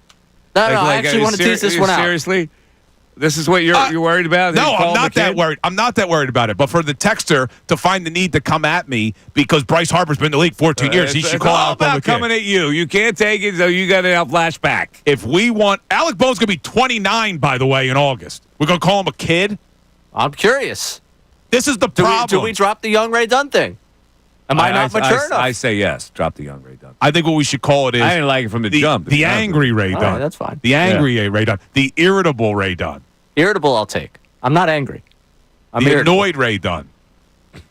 I think, honestly, my biggest problem is I have not figured out and this is crazy for someone that's worked as much now at this point in this time so as I haven't figured out the eating regimen that really keeps me sane throughout the entire 4 hours. The eating regimen? Yeah.